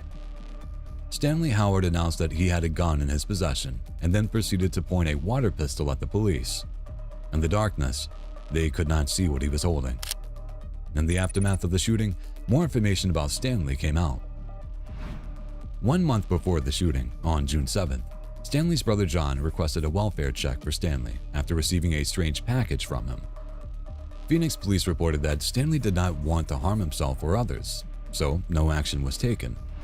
He had 2 more encounters with police on June 25th and 26th, but neither indicated a potential mental health crisis according to those reports. John Howard ultimately filed a civil rights lawsuit against the Phoenix Police Department for excessive force, negligence, and wrongful death. In that lawsuit, it was revealed that Stanley was struggling with 2 major disabilities, schizophrenia and severe depression. After reviewing the body cam footage, the Maricopa County Attorney's Office cleared the officers of any criminal wrongdoing. The results of the police department's own internal investigation haven't been publicly released. The events of that night show what can happen when so many cries for help go ignored. We got a dead body wrapped in a blanket, duct tape, in a shopping cart here. No, I don't want to cut it yet. Yeah. Get nice hair. It's February 28th, 2025, and dispatchers in Cedar Rapids, Iowa received the shocking 911 call. Hi, I would, and there's a grocery cart behind the garage, and it looks, there's a blanket or something in there, it's got blood on it, and it looks like the shape of a box inside of the blanket. So I think there's a dead body inside of a grocery cart behind the garage. A report of a possible dead body, wrapped and placed in a shopping cart out in the open. When this police officer arrives, the crime scene is already being taped off. Very obvious body. Okay. Wrapped in blankets, bloody. Okay. Head's wrapped, legs are wrapped in this shopping cart. Okay. I'm just going to put this around both garages for you. So this lady in the blue coat is the one that found it. Okay. She's worried, she knows who it is. Okay. She's not being cooperative as far as giving me information. Yeah. The local police are short-staffed, so paramedics step in to help while other officers make their way to the scene. Body cam footage shows the moment the first officer on the scene confirms what they're dealing with. Yeah, it does look like one, doesn't it? You want a knife or anything? I got a knife if you want to cut it. No, I don't want to cut it yet. Yeah. Get nice hair. Yep. So, all right. So she told me that her boyfriend cheated on her the other day. She's worried it's a young female. Let me know. She just has this really weird story that she's... Yep. I'm going to need you in CID. We got a dead body wrapped in a blanket, duct tape, in a shopping cart here. The victim is identified as 38-year-old Brittany Hopkins, a local resident and mother of 3. Further examination devastatingly revealed that she was also between 15 and 19 weeks pregnant with her 4th child. With the paramedics' help, the lone officer begins to secure the crime scene and question the witnesses. Did you find that shopping cart? Okay, were you the one that called us? Yes. Okay. What happened? I don't know. I just walked by the cart and I saw the carry my bag. It's so heavy. I was like, oh, hell no, that must be a dead body or something. Okay. The person who found the body was a homeless woman who wanted to use the cart for herself. She stated the body was buried inside the cart with garbage bags, a strange attempt to conceal the body, considering the cart was in plain sight. Next, the officers approached a second woman who noticed the cart the previous day. So did you say you saw that there? That cart was there because the only reason I was over here because I put cat food out over there. Okay. Which I probably shouldn't, but I Sure. do. But I do. Underneath the... Yes, underneath the trees. See, there's some there, and there. I put it where the cart was. The cart was over in the trees more, and I thought, oh, this is in the way of my cat food. Okay. My cat pants. Yeah. So I tried pulling it out. I couldn't because it was heavy, and it was stuck in the mud. And that was yesterday? That was yesterday about 1:30. About 1:30. Yes. The second woman corroborates the initial findings. The cart had been in the same place since at least the previous afternoon, and it was stacked up with garbage bags. With the investigation beginning to take shape, a detective arrives on the scene. An interesting one. Right there. I came in through here. Okay. It is a body. I did look at it. Yes. I saw, it looks like a black female. I just saw the tip of the head. I didn't want to manipulate it. The head is in the corner close to us, like where the Aldi, the tether thing is. Legs are, so it's sitting like this. Okay. It's tape wrapped. Okay. Yeah, I want this. How big do you want me to? Oh, I want that whole side of the building. I don't want him to go over there. I want this whole lot cleared out too. Yep. And then honestly, this one too. I don't want anybody walking around anywhere. I don't know what anything is important yet. This has been here since at least yesterday at 1:30. Oh, you're no. And those garbage bags were on top of it. As the detective is brought up to speed, something catches his eye. Line right here. You can see this right here. So I want. Yep. I want all this locked up. There are deep grooves in the ground that lead from the parking lot to the area where the body was found. Grooves that could have been cut into the dirt by a heavy shopping cart. By this point, more officers have arrived on the scene, and the body is moved for further examination. Rather than remove the body from the cart, investigators instead decide to transport the body and the cart as a single unit, loading it into a van so it's protected from the elements.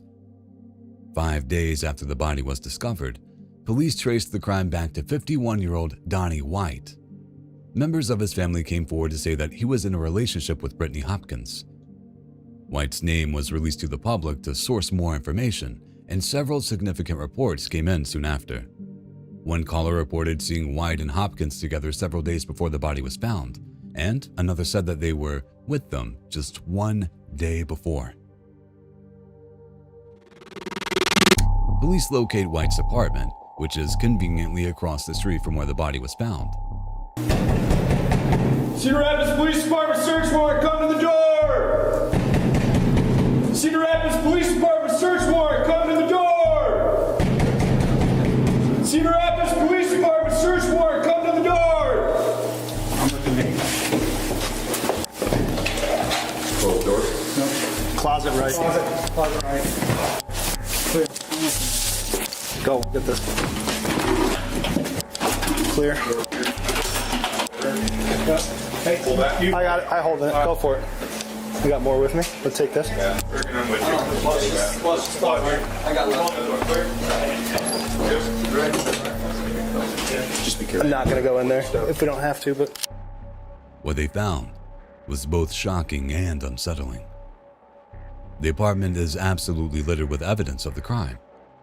A large stain on the carpet of the main bedroom is believed to be bleach from an attempted cleanup.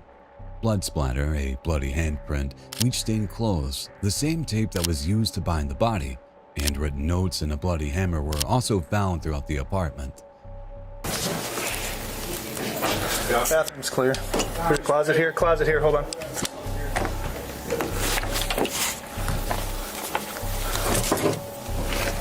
Looks clear. Clear in here. All right. Clear. Clear.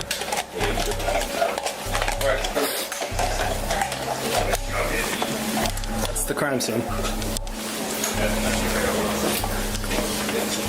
We double checked all the small places with the TV beam on, just confirm. The closet or the bathroom is 100% clear. Did we check that one? I just did that one. Okay.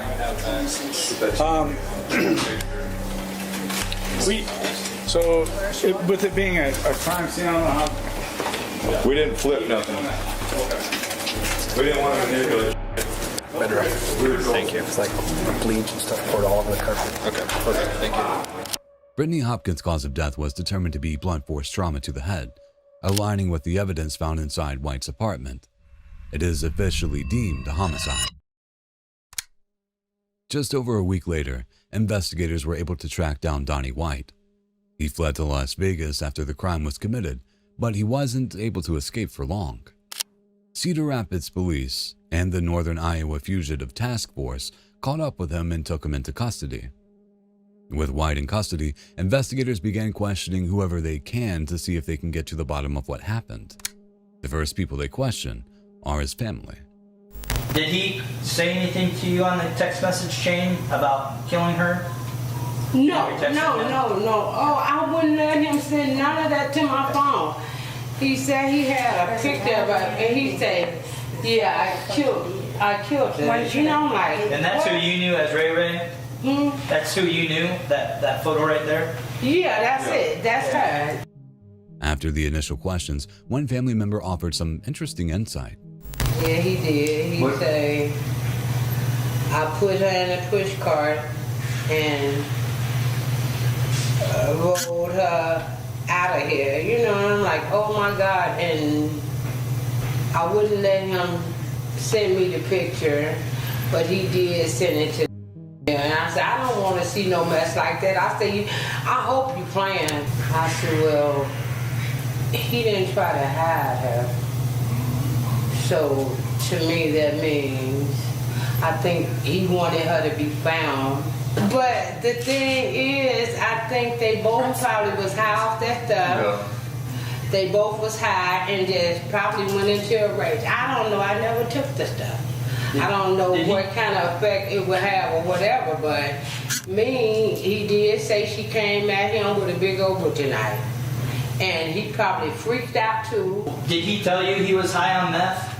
Or are you assuming because of his history? We haven't discussed none of that. The only thing he told me was she came after him with a butcher knife and I killed it.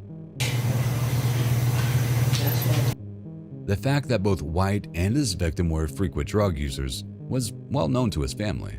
This adds an interesting wrinkle to the investigation and might explain his later behavior. Police later caught up with the nephew of White, who reportedly picked him up from the airport after the murder. So you picked him up March 9th, a few blocks away from the airport, and it sounds like maybe you took him somewhere right away to the hospital? Yeah, I took him to the hospital. He was having some type of episode. When I first got him in the car, I go back and pick up his bag because he told me his bag was around the corner, so I go pick up his bag. Then he says, I get him in the car. He hops out the car and starts running down the street. So I park the car. I try to get him back in the car, and the police pull up on us because a passerby told them that I guess somebody was trying to drag somebody in the car. So when the police pulled up, they questioned us and everything, and he said he was okay and all of that, and they let us go. So I was on my way to take him to the shelter. Then he got to tweaking out on me again. So I was like, this your last time. So I took him to the hospital, and when I pulled up to the hospital, he actually had me in the headlock and was trying to bite me. So when I pulled up, I had to yell to the security to come get him off of me. Like, he had to be restrained, that type of episode. I don't even know what was going on with him. And after that, I ain't seen him since. The man went on to further describe White's actions. What was he suffering from that he needed to go to the hospital? I don't know.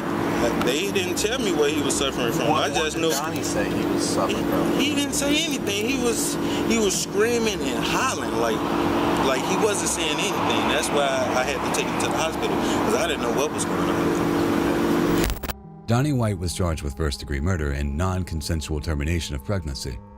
He later took a plea deal for a reduced charge to second-degree murder and non-consensual termination of pregnancy and was sentenced to 50 years in prison with the possibility of parole after 35. Come here, you're gonna get dog bit.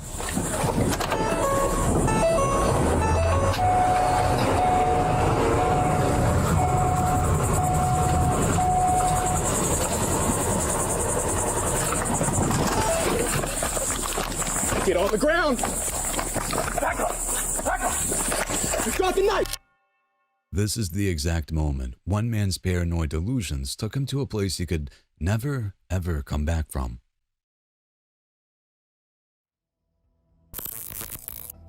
It's 1:15 a.m.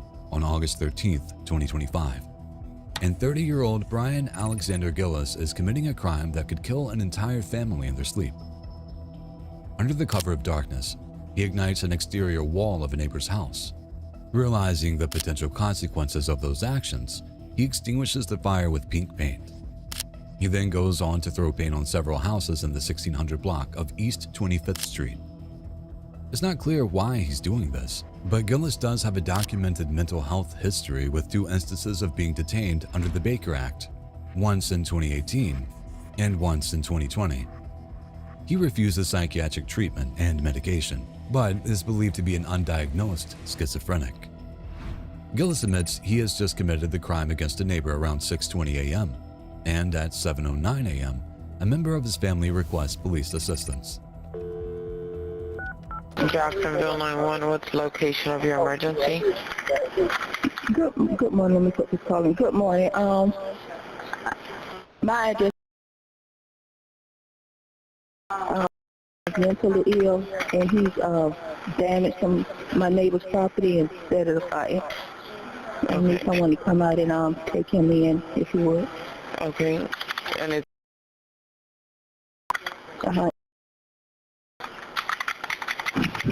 Is the property still burning or no?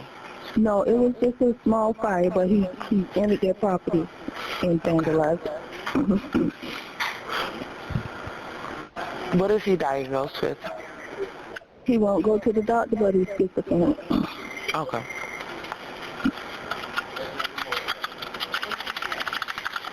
Is he black, white, or Hispanic? He's black. What is he wearing? He has on some brown shorts and a t-shirt. I can't remember the color. Where is he currently? He's in my house. I'm over to the neighbor. All right. How old is he? He's 30.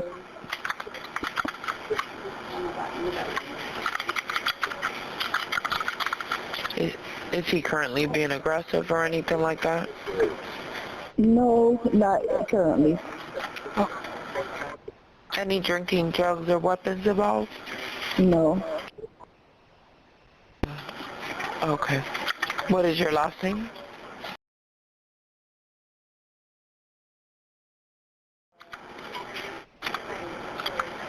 Telephone number?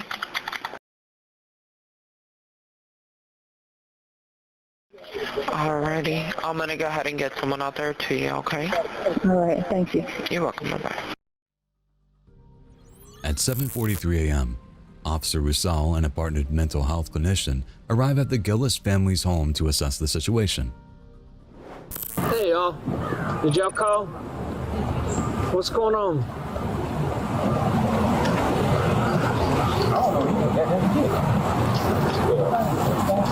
How you doing? Good, how are y'all? I'm Officer Roussel. This is Joshua. He's a mental health counselor. He rides with us. This is their house. My son has damaged their house. He's mentally ill.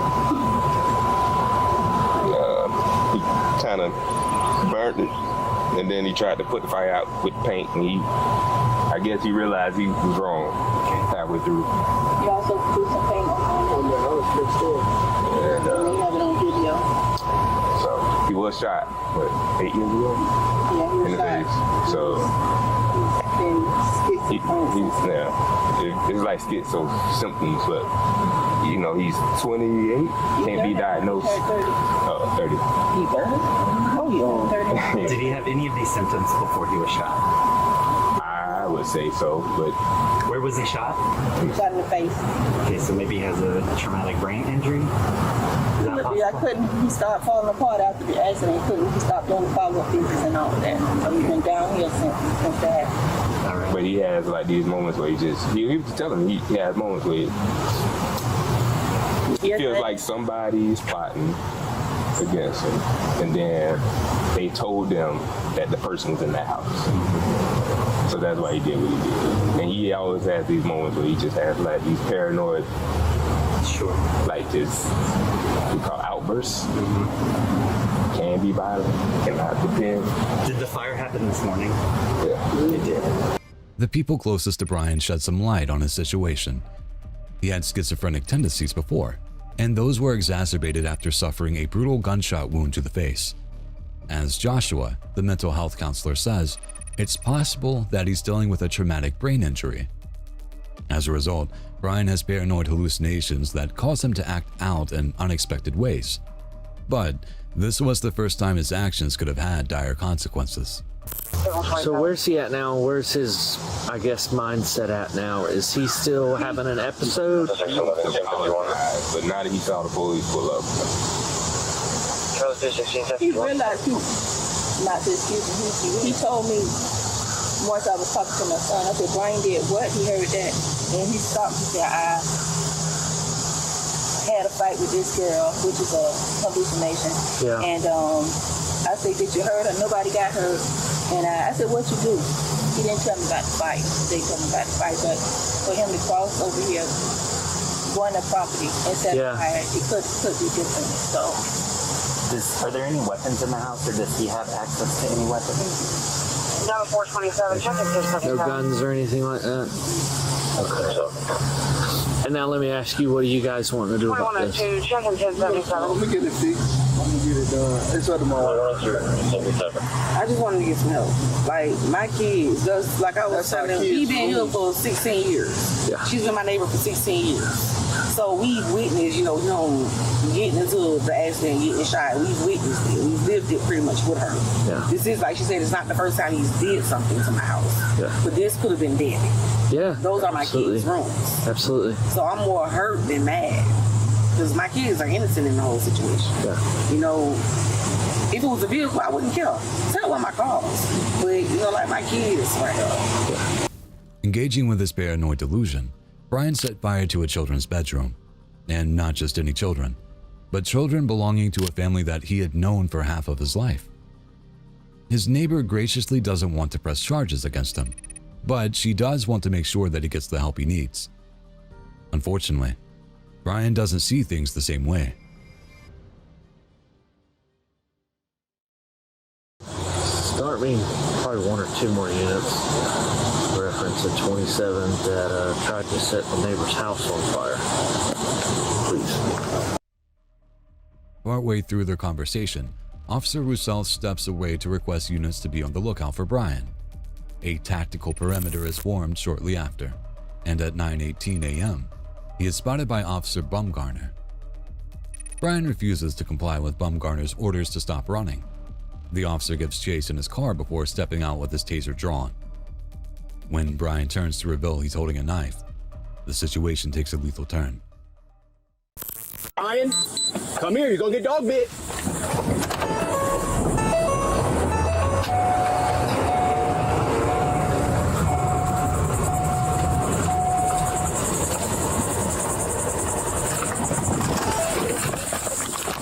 Get on the ground. Back up. Back up. Just drop the knife. Drop the knife. K99, shots fired. Buckman and 25th. Buckman and 25th. Drop the knife. Drop the knife. I'm out with the suspect. He's still on the ground. Signal 18. Go ahead and start rescue 1068. Knife is still in his hand. 25th in Buckman. I am 1077. And 26, 1039, the district. Drop the knife. Drop the knife. Brian continues to run away with his knife drawn, and Officer Bumgarner switches from his taser to his service weapon. He fires, striking Brian several times. Officer Bumgarner immediately calls for backup as Brian lies on the ground, and Officer Summer arrives moments later to help disarm and handcuff Brian. All right, just hold on for a second. This is going to be the plan. Just you give me, just over here, open the side so we ain't got to cover crossfire. All right, this is going to be the plan. I'm going to move in. I'm going to step on his hand to get the knife out. All right. Hey, Roselle, you're going to be our handcuffer since you got gloves? I got some.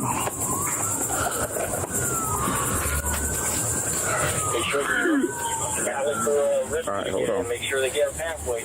Hold on. Hold on. Hold on. Hold on. Swing around. Swing around.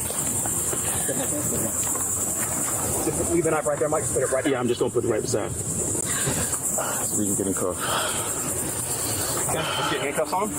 I know he's probably 7, but we got to handcuff him. Yep. Hold on. Okay, I'm trying to get him on now. My hand's too damn sweaty. Anybody else can get him on. Roll him over.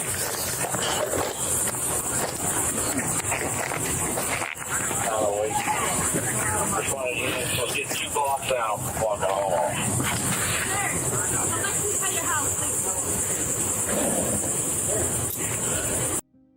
After he's successfully handcuffed, emergency medical care is administered to Brian until paramedics arrive. But the damage has already been done. Brian is pronounced deceased at the scene. Investigations into this incident are ongoing. We're just trying to figure out what's going on and how we can help. Yeah, well, that's cool and everything. No, either I'm gonna die or you guys are gonna lock me up. Well, why do you think that, brother? Because I'm gonna try and kill you guys. Why would you do that? Because I want some fun before I die. Okay. Well, what are you doing right now, brother? Setting up my spot in order to ambush you guys. It's past midnight in Bakersfield, California. Deputies crouch behind the cruisers, flashlights searching the rooftops. Somewhere above them, a rifle waits in the dark.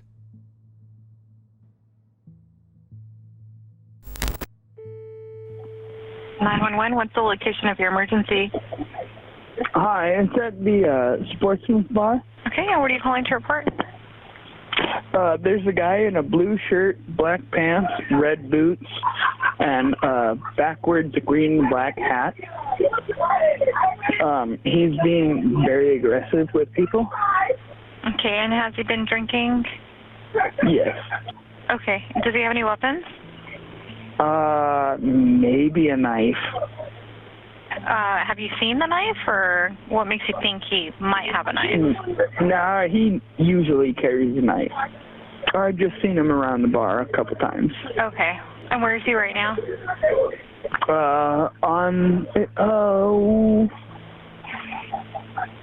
I can't tell you exactly where he is. Has he hurt anybody? Not that I'm aware of. Okay, what is your name? My name is Colin.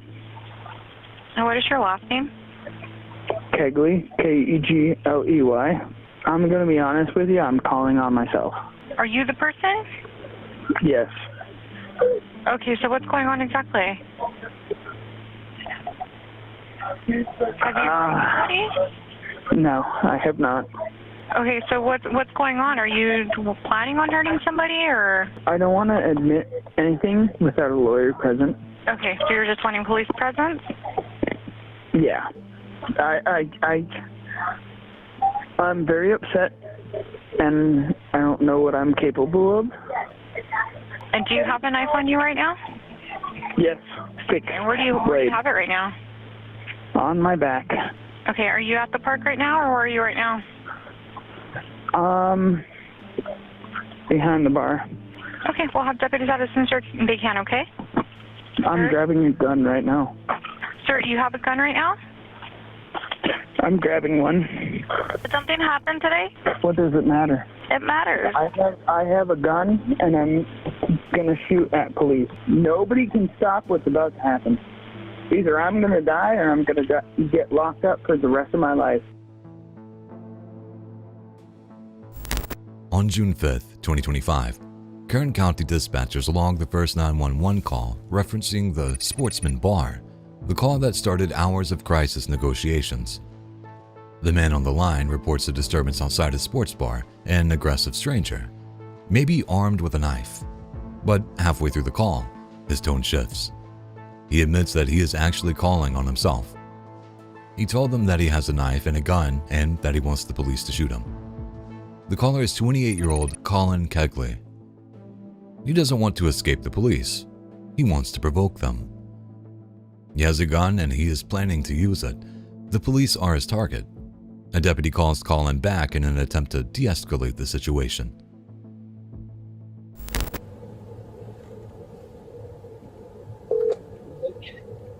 Hello? Hello? Is this Colin? This is. Hi, this is Deputy Guzman at the Sheriff's Office. We're just trying to figure out what's going on and how we can help. Yeah, that's cool and everything. No, either I'm gonna die or you guys are gonna lock me up. Well, why do you think that, brother? Because I'm gonna try and kill you guys. Why would you do that?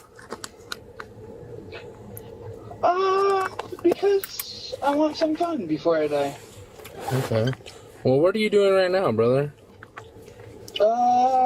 Setting up my spot in order to ambush you guys. Okay, well, like I said, brother, we have no intention of killing you, man. I just want to talk to you, and I want to figure out how I can help you. But you got to give me some room. Help me. You can't help me, bro. Why can't I help you? Either I want to die or I want to go to jail for the rest of my life. It's one or the other. Okay, but why is that? Like, what can I do for you right now? You can't do shit for me, brother. Well, you Not one thing you can do for me. Well, you want to talk about what led you down this path? No, I don't. Well, I'm asking if you want to. If you don't, that's fine too. I just want to know why you're feeling this way, right? A guy on a bike just drove past me. Oh, he's lucky I didn't shoot him. Ooh. Oh, if I shot him, that would have been guaranteed life sentence. Deputy Justin Guzman calls him back, again and again. For nearly 3 hours, he talks, listens, and pleads. Kegley swings between anger and resignation, saying he was setting up his spot to ambush them. Then, gunshots in the distance. Kegley wasn't bluffing. My issue is, we don't want to hurt you, brother. At all. Cool, I want to hurt you. Cool, I want to hurt you. Cool, I don't give a what you guys want. Deputy Justin Guzman continues to call Kegley back, but it appears to be going nowhere. In fact, he is only getting more unpredictable. The deputy pleads, saying he doesn't want him to get hurt, but it's no use. Kegley wants to see them suffer. Why this is the case is unknown. Air support, the drone team, and MET are requested but held back until the scene is secure. The home security footage later shows him on the rooftop of a local business, rifle in hand, waiting. Below, deputies move into position, unaware that he already has them in his sights. They aren't walking towards a suspect. They're stepping into a script he wrote. Hey, he's right above us, right above us. Back up behind the car. Hey, put your hands up. Kern County Sheriff's Office. He has a gun. He has a gun. When they finally spotted him, they shouted commands from behind cover. He refused to drop the weapon. Then, a shift in his rifle angle. Deputies fired.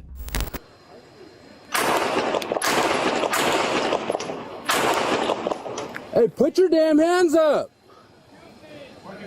He's on top of the building. Right above us, right above us. Right above me? Yeah. It'll be like top right.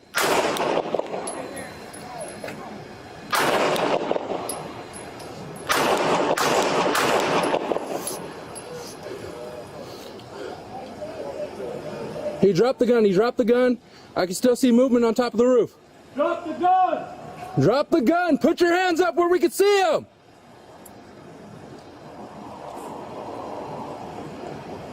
I can see one of his hands. Right? It's moving. His hands are up. His hands are up.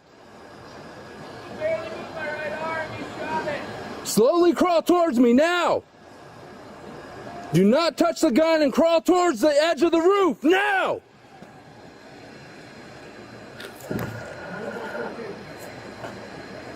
He's on like the right corner of this roof. I'm going to support you. Control and current 2. I have the subject, or visual of the subject. His hands are raised. He says he can't move. Yeah, he's right here. He's right at the light. Right on the light. I'm going to move to your car, right? Yeah, I got you. I got you. I can't move.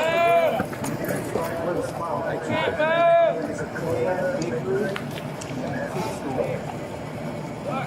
Slowly crawl towards me, Colin, now! Don't reach for anything! Sorry, I slipped. Okay. I'm just trying to catch myself. He's gonna have to hop down himself. Yep. He needs to jump down to the shortest part by the end. Come right here to this corner, brother. Have a seat at that edge. Left of you, right there. Right there. Have a seat on the edge, brother. Have a seat at that edge. We'll get a react team. Man, Keep dude. one long, whoever's not long, which is the Fuck, other man, three. you guys got me good, man. Crawl down to the edge and you're gonna have to jump down, brother, and we can help you from there. Hold it right there. This way, right there. Hey. Moments later, a faint voice came from above. Kegley was hit but alive. Following every instruction, he crawled to the edge. Keep going, brother. I have another knife in my front. Just don't reach for him, brother, and we're all good. Just don't reach. Slowly fall down. When you get down, lay on your stomach.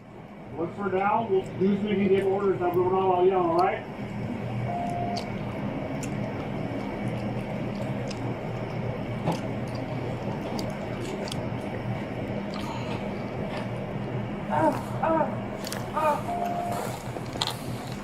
You're almost there to come down, Colin. You're right at the edge. I'm trying, man. I'm sorry. You're about 4 feet. Where's the guy I was talking to on the phone? I'm right here behind you, Colin.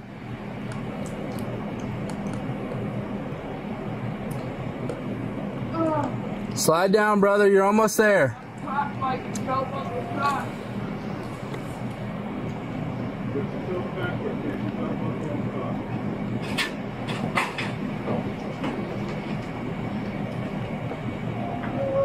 I'm done. Okay. Somebody come up behind me. I'm going dark. Just come down, brother. You're almost there, and then we'll help you. You got a foot. There you go. Move your hands up. All right. Lay down. Roll around to your stomach, brother. Roll down to your stomach. Roll down to your stomach. There you go. Keep your hands out to a Y. In my pocket, Hands out to a Y, brother. Pocket. I don't want it. Okay. As he slides down towards the edge, they guide him through every motion, hands up, legs over, eyes forward. He drops the last few feet and hits the ground hard, then rolls onto his stomach as ordered. The ambush he promised ends not with gunfire, but with surrender. Kegley is taken into custody and treated for non-life-threatening injuries. He's charged with assault with a deadly weapon, negligent discharge of a firearm, and assault with a semi-automatic firearm. Investigators recovered a semi-automatic rifle and ammunition from the roof and vehicle. Deputy Guzman is placed on critical incident leave while homicide detectives and the Incident Review Board evaluate the use of force. On July 1st, 2025, the Kern County Sheriff's Office Incident Review Board reviews the case and determines the use of force was within policy. After hours of threats and negotiation, this standoff ends the way almost none of them do, without a body bag.